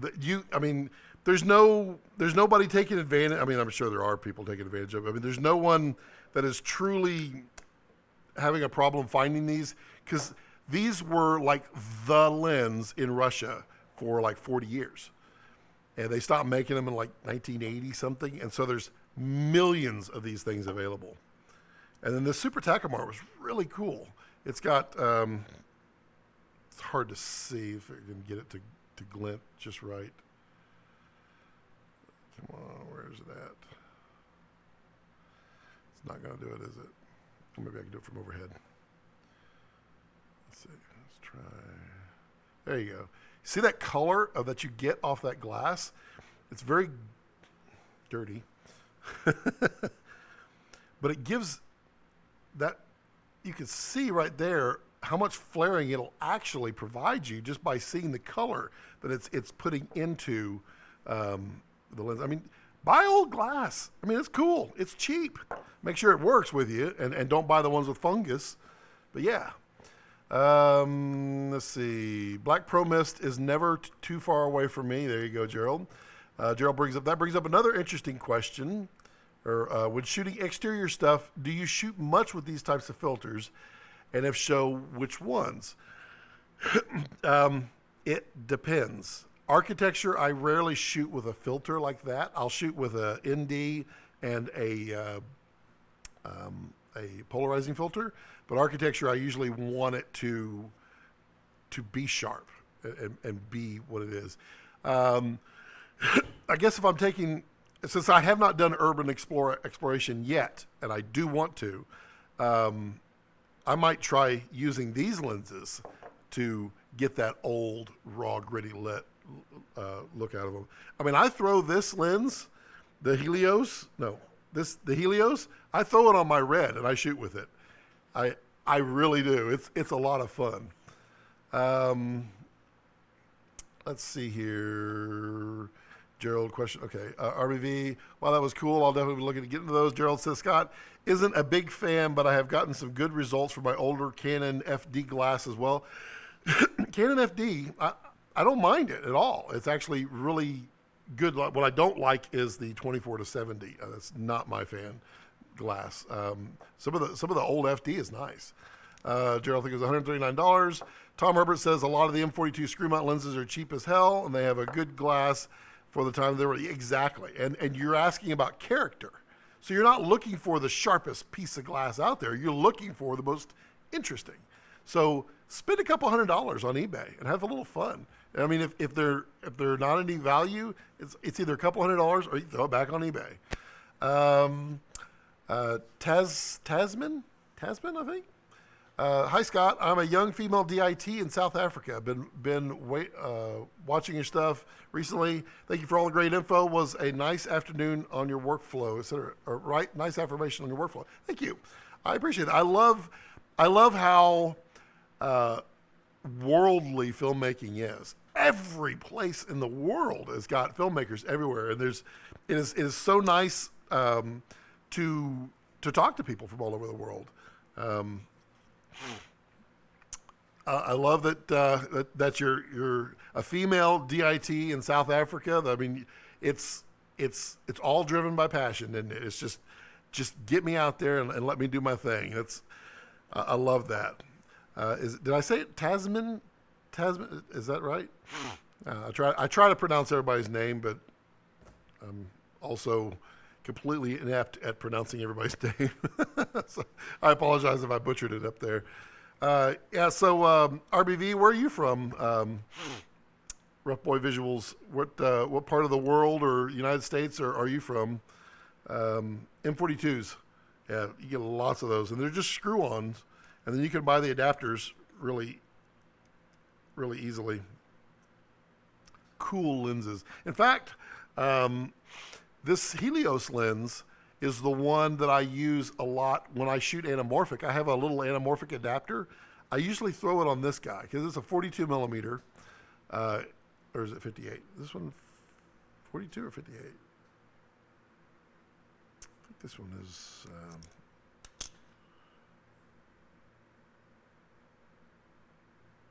yeah, 44. Okay. Yeah, I throw gosh, what is the anamorphic adapter I throw on the front, and it really it throws flares, it throws anamorphic flares, it throws grit. It's just really nice. Come shoot here in Cape Town. So, I would love to visit South Africa. I've seen a lot of videos from it. Obviously, Casey Neistat, when he did his vlogs going there, visiting all the time. It's a really interesting little area. I do understand y'all have some serious water issues, though, where I guess you're running out of water completely. Sorry. That I don't know what you do about that except get more rain. Tasman, got it. Cool, got it. Gerald says would love to visit Cape Town. Isn't Dan Mace? Yeah, Dan Mace is. And I do like Dan Mace's new YouTube that he's doing, where he chooses somebody who sends him an email and then he goes and tries to do what they're going to do for a week. I think that's really cool and noble. I dig that, and it's also interesting. And interesting is where we enjoy everything. Yeah, that's cool. How is the film industry in South Africa? I mean, if you're DIT, then there's enough film there that's keeping you busy, I hope. How is it down there? How many pictures do you work on?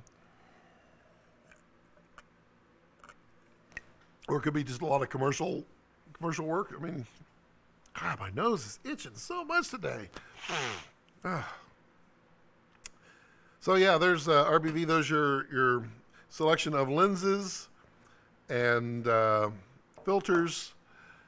Get out there and buy some stuff. And if you want to buy that stuff on Amazon, please feel free to go to any one of my links and just click on it and then buy the stuff that way. It really helps. Also, the Patreon. If you want to support me with a Patreon, I greatly appreciate that as well. The CRBV says, I'm from Miami, Florida, just graduated college, trying to get as much info about the industry as I can. They're a good vintage lens that gives anamorphic flaring.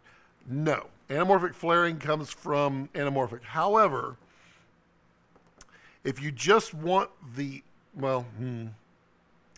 so if you want the anamorphic distortion, the only way you can do that is by squeezing the image, which you have to do with an anamorphic lens, which is this guy right here. That's kind of hilarious. And this is the one that I use, and this is just the SLR Magic. If you look through it, and you can't see it. That's interesting. Let's try it this way. There we go. If you look through it, you can see it's got an oval. And the oval is what is squeezing your image and giving you that flare. And then they go in and they compress it down later. Now, I cannot demonstrate it here. Unfortunately, I don't have it, but I am going to be doing a video on it soon.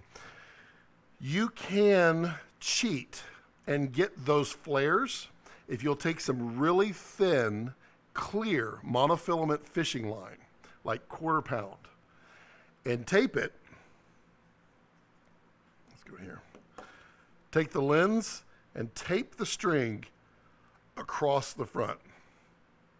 When the light hits it, it will actually create a flare, like a streak flare.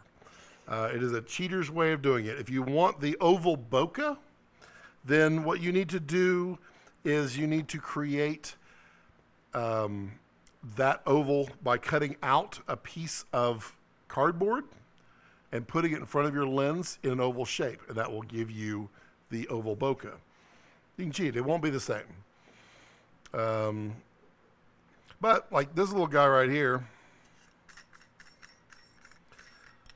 this is a fun lens to shoot. This is only a 1.33 squeeze. So what this takes is this will take a 16:9 and turn it into a 240:1. Normally when you do anamorphic, it's a 2:1. So what you're doing is you're taking a 4:3, kind of almost a square, and compressing it down into that really squeezed letterbox. Let's see if we can get any of that to show up.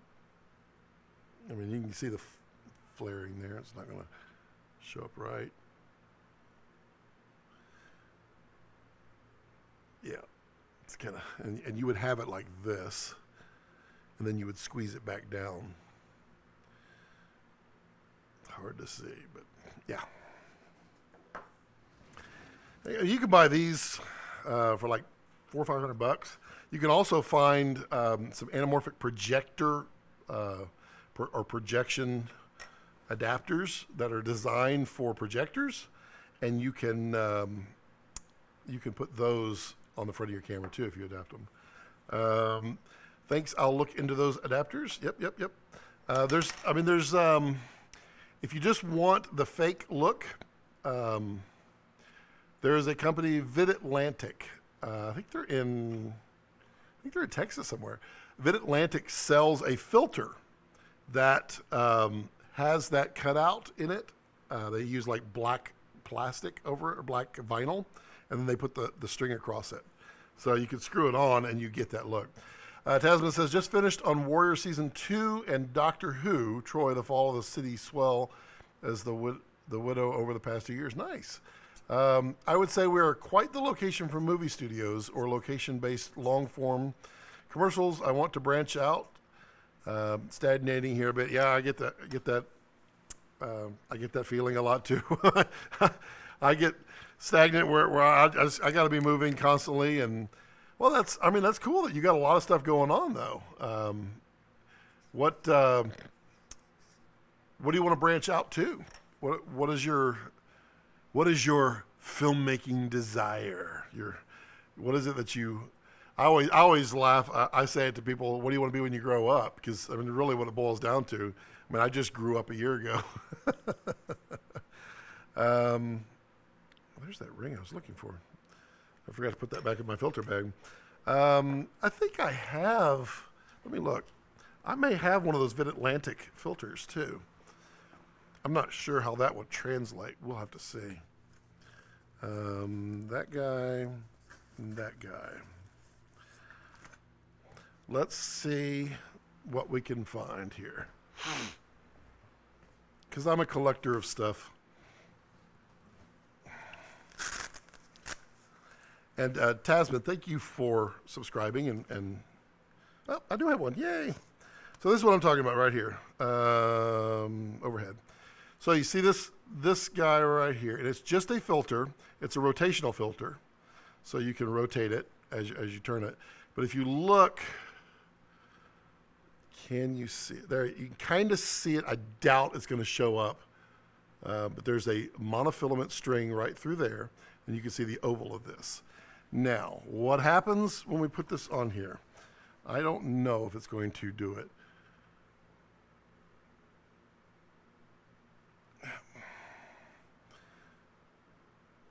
It's not going to really do it. You can see the streak.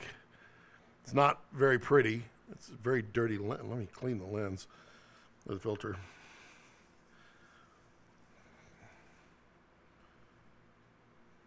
Ooh, dirty, dirty, dirty.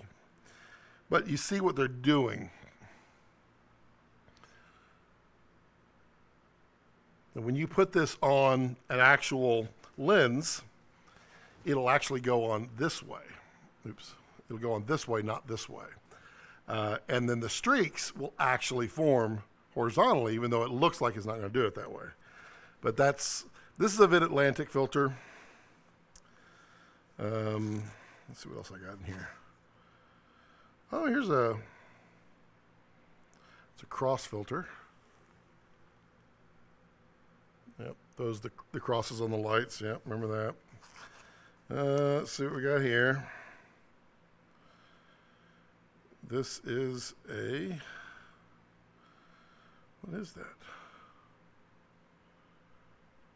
Made in the Philippines. Oh, it's a UV filter. Whoop-de-doo.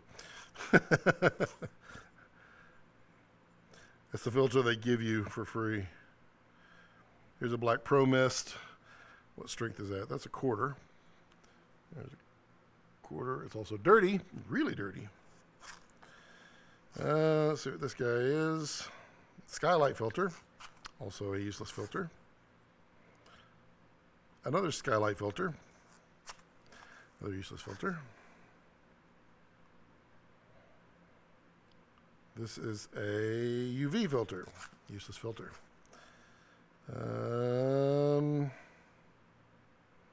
Another UV filter. I got a lot of free filters over the years. Let's see here. Gerald. Oh, yes, Gerald. Thank you for reminding me. Let me get to that in just 1 second. Yes, I did. Rashad, anamorpho is an option for those cutouts, but be careful for vignette. Yep, indeed. Color, yeah. Rashad, those look better than the anamorpho by far. Yep. Can you talk about best ways to clean and maintain your lenses and gear? Well, yeah. Number one, don't leave them without your lens caps on them. That's number one. Number two, you need, let me walk around, this, this, that,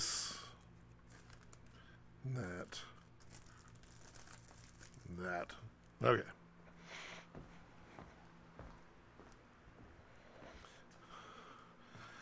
Here we go.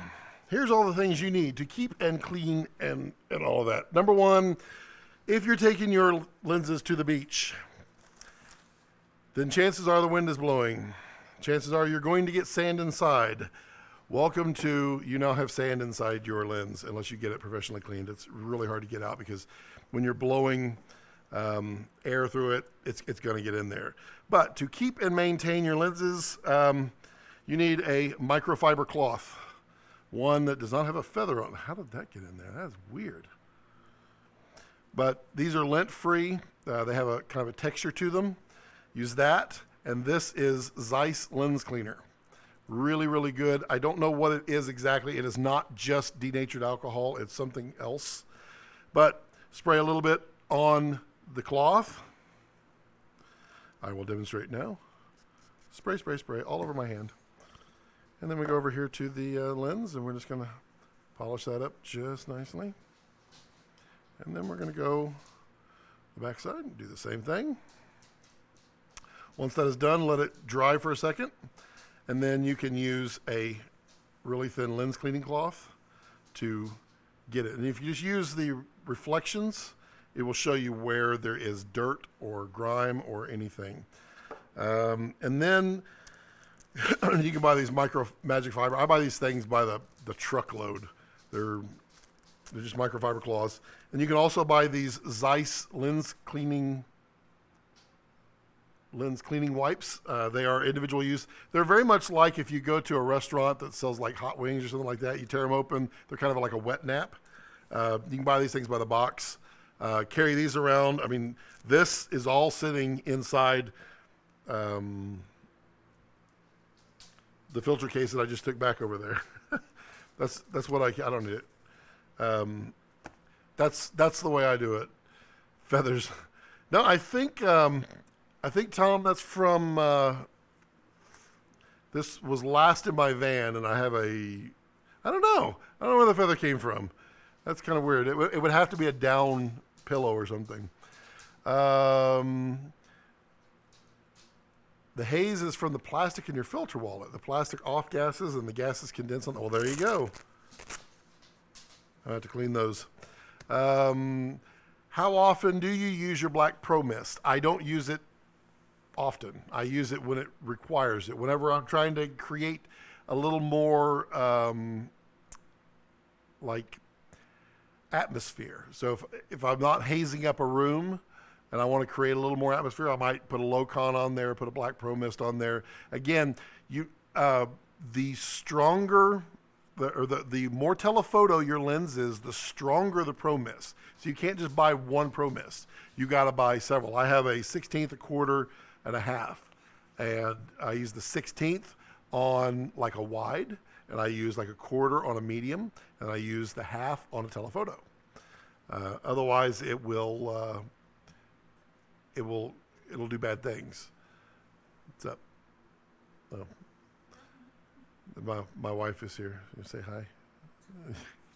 Come over. It's like, no, I don't want to say hi. There's my wife. Say hi. She just got back from work. Let's see here. Tom Herbert says, use a wallet with mesh and it won't happen. Yeah, this does not. This is definitely a cheap one. This is not for my good stuff. These are the ones I usually use. These are from Mindshift. I just took the other one and put it back, but it has cloth between every single filter.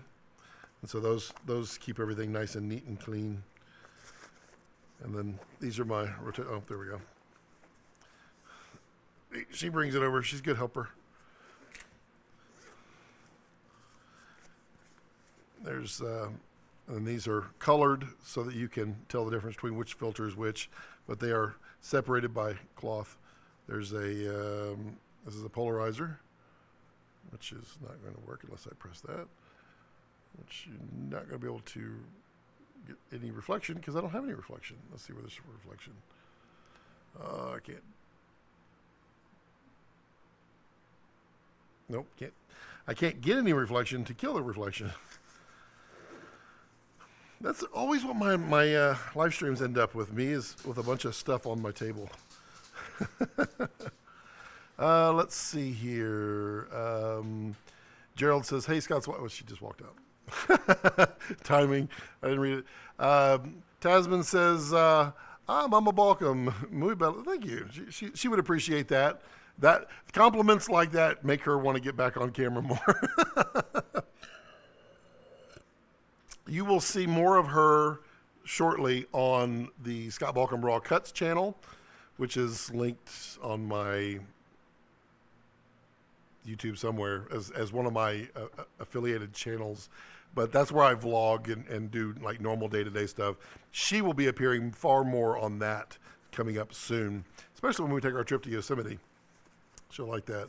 Let's see. Yeah, I always start with a clean desk and I end it with a completely full desk.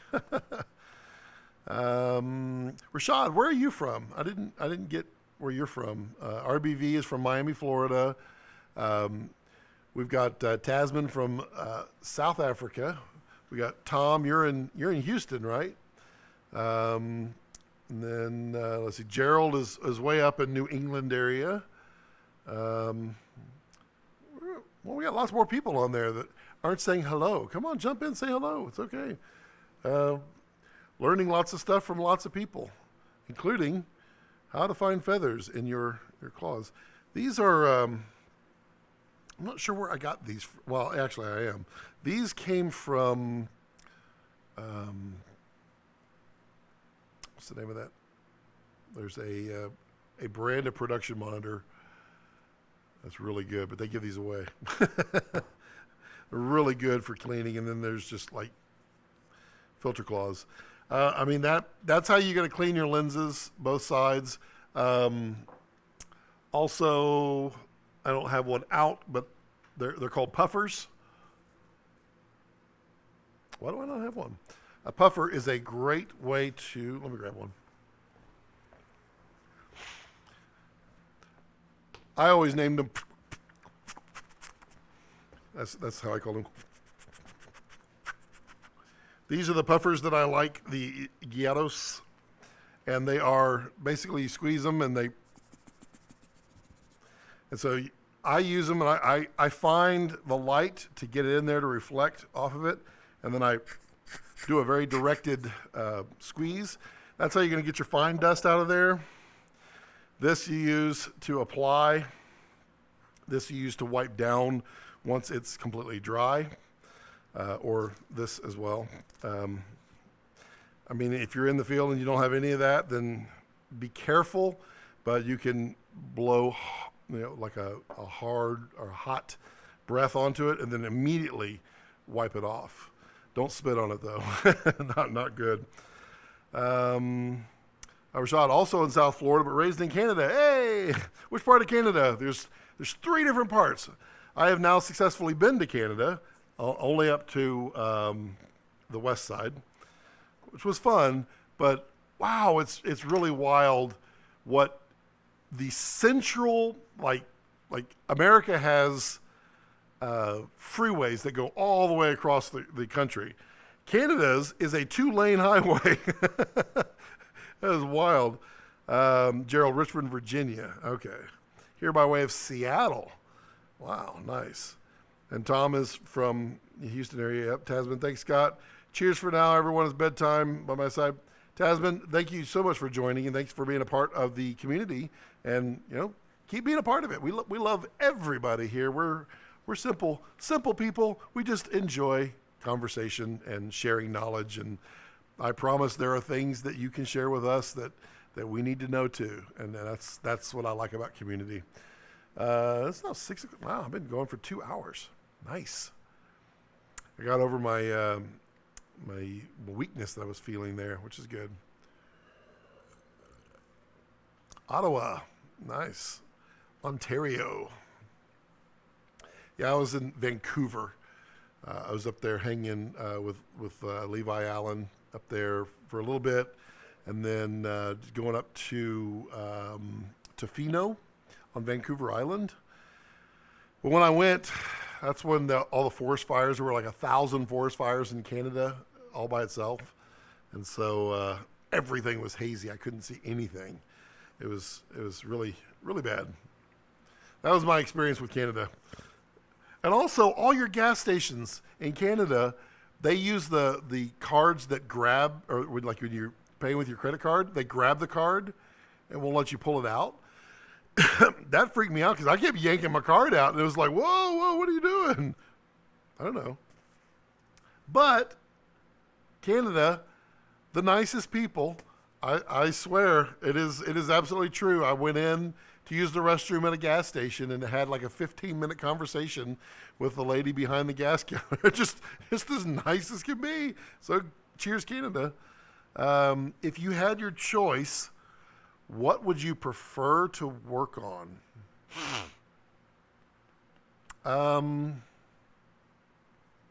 If I had my choice, I would prefer to work on narrative. So actual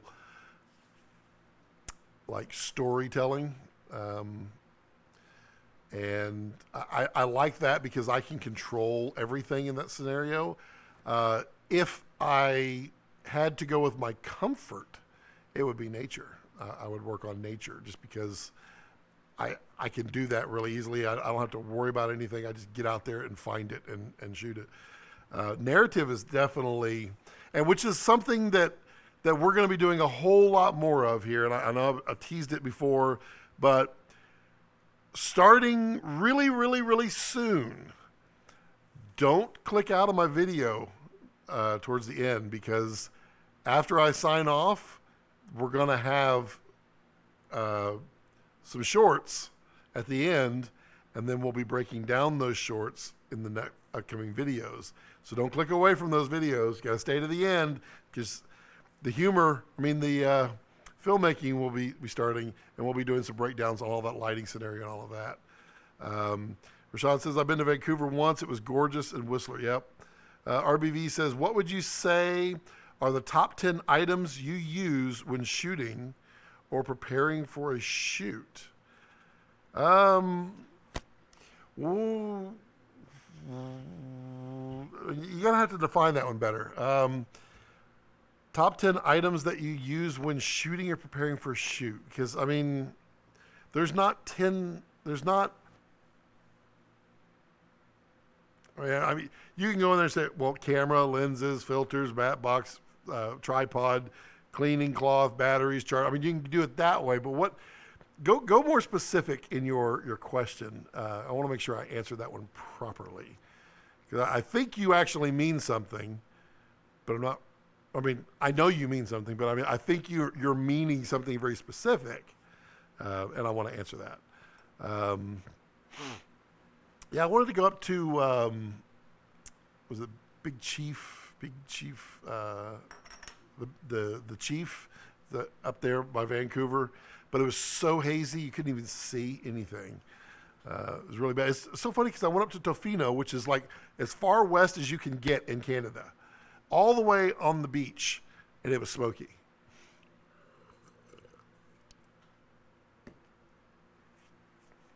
Good times. Top 10 items you use when shooting or preparing for a shoot. I'm the world's worst at preparing for shoots. I can tell you that right now. Everything I do naturally is off the cuff, which is horrible. Planning is your key. So, I mean, I'm trying to think of... Yeah, I need you to define what which direction are you meaning on the 10 things? Which are you talking about as a DP, as a camera operator, as Are we talking about nature, or are we talking about what are we talking about? I mean, because in the end, all I really care about is having a working camera, some charged batteries, the most versatile lens that I can use, and then get out there and go. Kevin Kelly says, a long time ago, my family drove in the Trans-Canada Highway.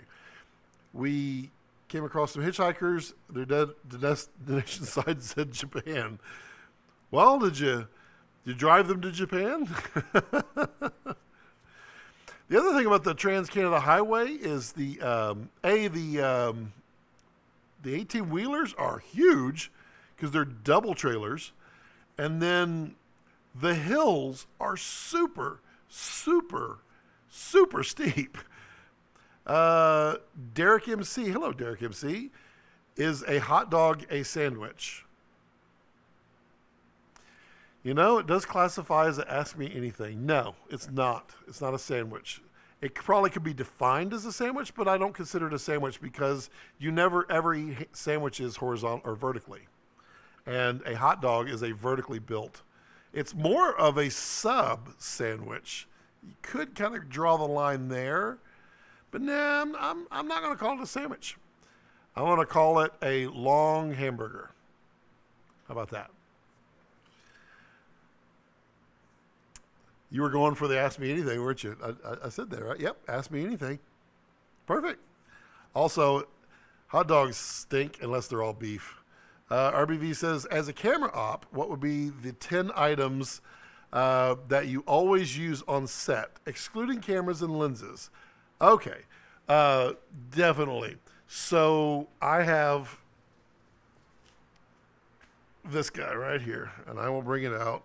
And it's probably missing a few things because we've been busy the last few days. This goes with me everywhere. And in here is a bag of tools. This bag of tools right here are all the tools that I would normally use on set. And they're all necessary. So there's Torx and there's Allen wrenches. There's Phillips screwdrivers. There is a pair of needle nose. There is Leatherman tools. Vice grips, plastic tools.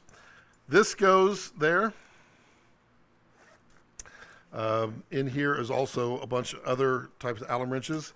It's talking about cleaning everything. These, if you notice, there's a puffer. There's one of these claws. There's the Zeiss lens cleaning. There's the microfibers. As I said, these go with me everywhere I go. The other thing that's going to be there would be some gaff tape. That's usually in here, which is not, but now it is. Gloves.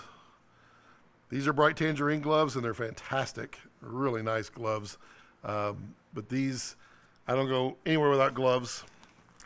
I think, let's see, we're going to call that like 6 out of what you asked for. It's a cam op. Unfortunately, I got to bring these magnifying glasses.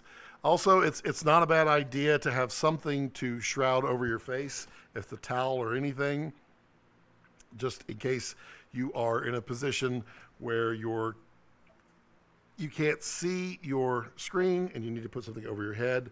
I like to do that. Let's see, a light meter. I mean, it's more of a DP thing, but I mean, even as a cam op, I'm going to make sure. It's not my job, but I'm still going to make sure. There.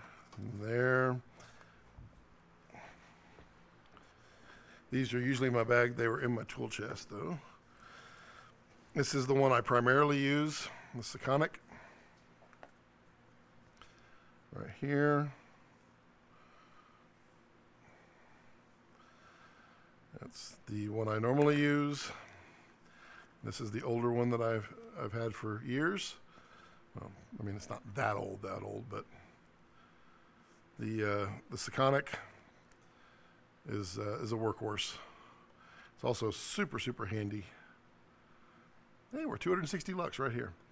I mean, that in a nutshell is pretty much my kit. I mean, these go in there.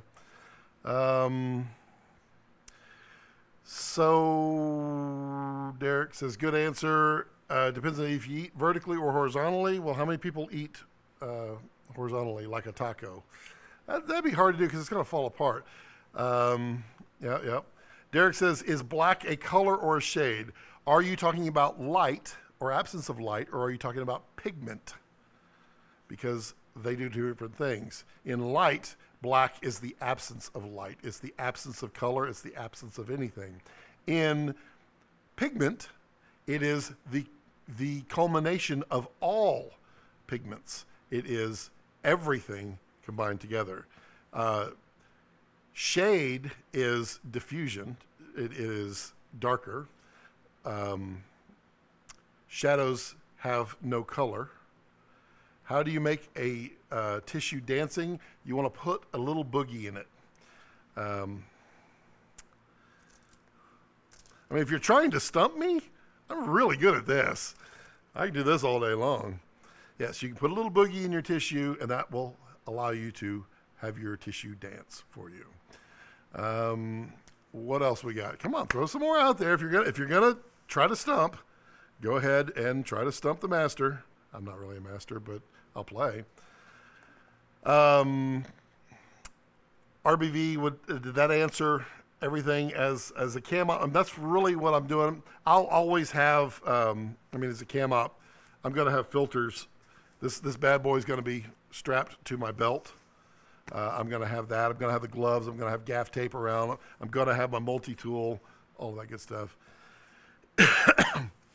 Gerald says, all right, back to Doctor Who. Oh, yes, Gerald, thank you. Yes, I watched Blink, and it was actually pretty good.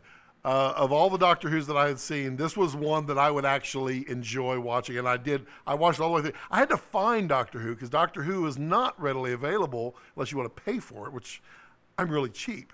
But I had to find it. Amazon had it. And it was good. I enjoyed the statues. I thought that was pretty cool. It gave me a lot of ideas, actually. So yes, I did watch it, Gerald. And if you have any other suggestions for Doctor Who's that I should watch that you think I would like based upon Blink, I will watch them because you were right and you get a couple extra points. Derek says you just got a new sub. Thanks, Derek. I'm glad I earned it. RBV, yes, it says yep. Okay, Derek says okay. Here's another one. Go for it, Derek. Stump me. I mean, it can happen.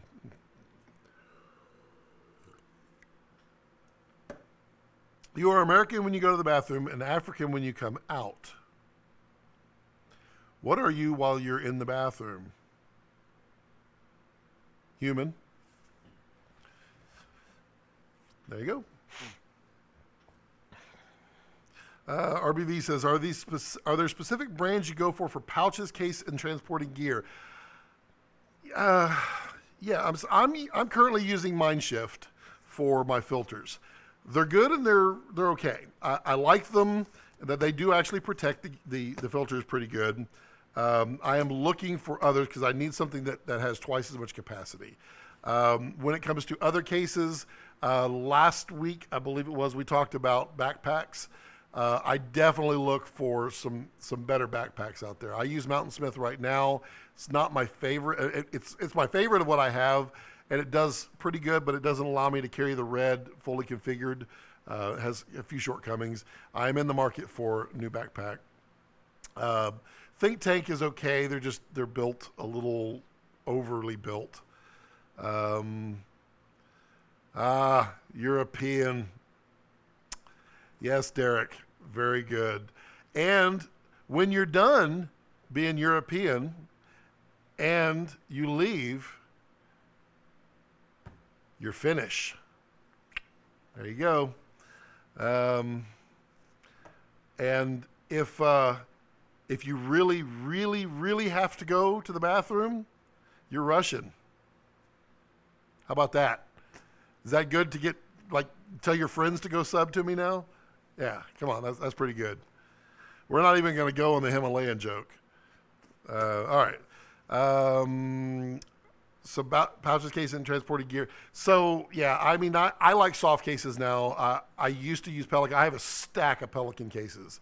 I rarely use them because they're not efficient. They will protect your gear. And I guess if I'm taking them like on an African safari or someplace like severely off-road, I will absolutely put them in a Pelican case. But then I usually use soft side bags for almost everything because I can carry them. They're easy to transport and they're easy to stack, and I stick them vertically in my van. There's another brand I've been looking at for filter bags. Also, do you have any filter bags? She's like, no, but let me ask you a few questions. If you had, and she started asking me all kinds, so I told her exactly what I wanted as a filter bag because they don't make one yet, and they're starting to. And so hopefully they'll make one that'll hold 20 because that's the size that I would want right there. Because 20 filters, I'd be set. This one holds 10, but it doesn't hold all 4.5 by or 4 by 5 and 6, 4 by 5.5s. It has some like smaller round holes. Doesn't really help me. This one is designed for up to 90 millimeter, I think. So yeah, that's where I'm at with bags and such. These are not very good. And as Tom said, the off-gassing of the plastic makes perfect sense. I wouldn't trust these. I mean, there is also like my buddy Phil Holland. He designed a small Pelican case that allows you to use your filters in there in pouches or just by themselves, and you can have 20 or 35 in there plus a matte box, but it's in a Pelican case. I don't want the Pelican case. I want the soft case. If you're out there watching, buddy, have them design you a soft case version. I would buy that. I would absolutely buy that. I don't want the hard case. I think hard cases cause more damage to gear when they bounce than soft cases do. Plus, I'm also very, very particular in how I pack things. So accidents don't really happen very much at all to me because I'm not going to put my stuff in a position that'll allow it to get broken. So like this has got glass and it's soft-sided, but I wouldn't put it next to anything that's hard that would allow it to smash into it. So I'm not always in control of everything, but I'm really particular when it comes to that stuff. And these cases are good for filters. They're just bulky. All right, who's got more questions? I'm going to try to wrap it up here in like 7 minutes. That'll give a 2.5 hour live stream. I probably will live stream again on Sunday night. I kind of enjoyed that. So if y'all, I did it at like 11 o'clock at night, Central Time. So like Australia and England and all the other side of the globe got to participate. And it was a lot of fun. I enjoyed that. So I might be doing 2 live streams. Don't know. I'm hoping that live streams help my channel and not hurt my channel. I feel like they help, but people are odd. People are like, oh, I only like to watch videos, that kind of stuff. RBV, Rough Boy Visuals. Wow, that's a lot of lenses. Why would you use a 4x5 filter versus a 4x4 filter? Or does it have something to do with the lens size? Yes. 4x4s are typically considered, they're for...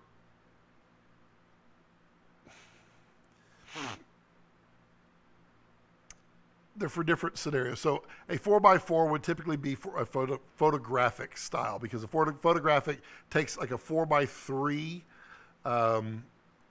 photo or aspect ratio, whereas cinema is wide or even super wide with its widescreen. So you're doing a 4x5.5. It's 4 by 5.65 inches is what they are, or they are 100 by 150 millimeter. The reason you do that is, say, for instance, okay, let me grab another one. Hold on. I want to answer this one best I can, and I feel like this is the way to do it. So when it comes to wide, you're fighting your format, your aspect ratio of your lenses. So if you're on a really like telephoto lens, it doesn't really matter the shape of it because you're blasting through that filter. But if you're on a really wide lens, then you may be blowing out as it comes out. Well, I don't have it here. Like a 20 millimeter lens, you can't put a filter except right next to it, because the lens itself can actually see the edge right here of the lens body itself. So when you're dealing with wide, you're doing it so that you can put a wide format lens or a very wide lens, like a 20 millimeter, 14 millimeter, something like that. Or even if you're doing anamorphic, where you're actually getting a whole lot out there, it's very wide. You need the wide to be able to compensate for that, the wideness of your lens. Wideness? That is the wrong word. Another option here. So this is a 565 by 565. And what this is a graduated ND, which you can see right here. And what you do with this, and this is done a lot on, you see a lot on Breaking Bad. Basically, you put it up here, and it's just a filter. It's just reflecting because of the light. But as I see, I can bring that down into, I can blow out or if my sky is really hot, I can bring this down and take the sky and bring it down so that exposure is the same. Again, you need a filter that's wide enough that can handle the wide millimeter focal length, very wide focal length that you're putting forth on your camera.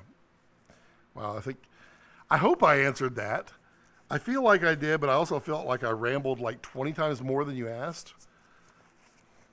Yeah. Tom says, one of the other channels I subscribe to suggests the Mammoth Tryon Pro for a backpack with an insert in it. Mammoth Tryon Pro. Let me look this one up real quick. I used to have where I could have my,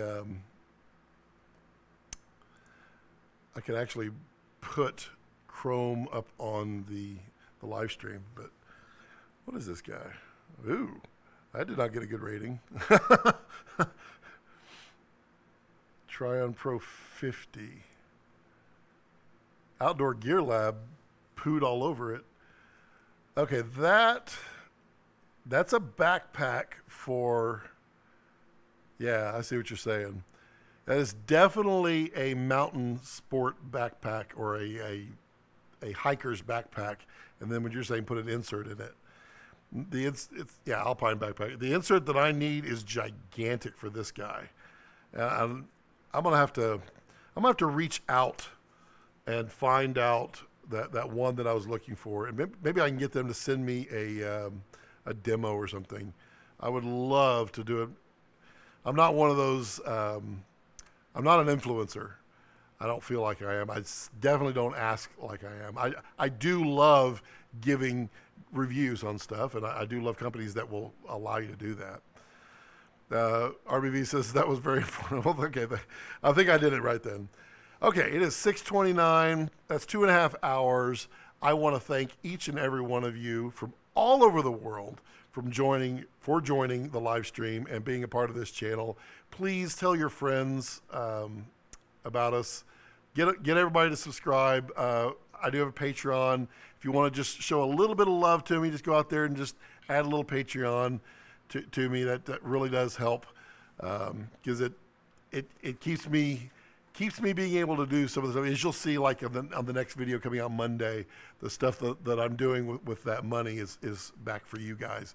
So remember, subscribe and give it a thumbs up and share and all that good stuff. And as always, as I like to leave it, don't let your passions center around your life. Let your life center around your passions. And now I'm going to make a thumbnail.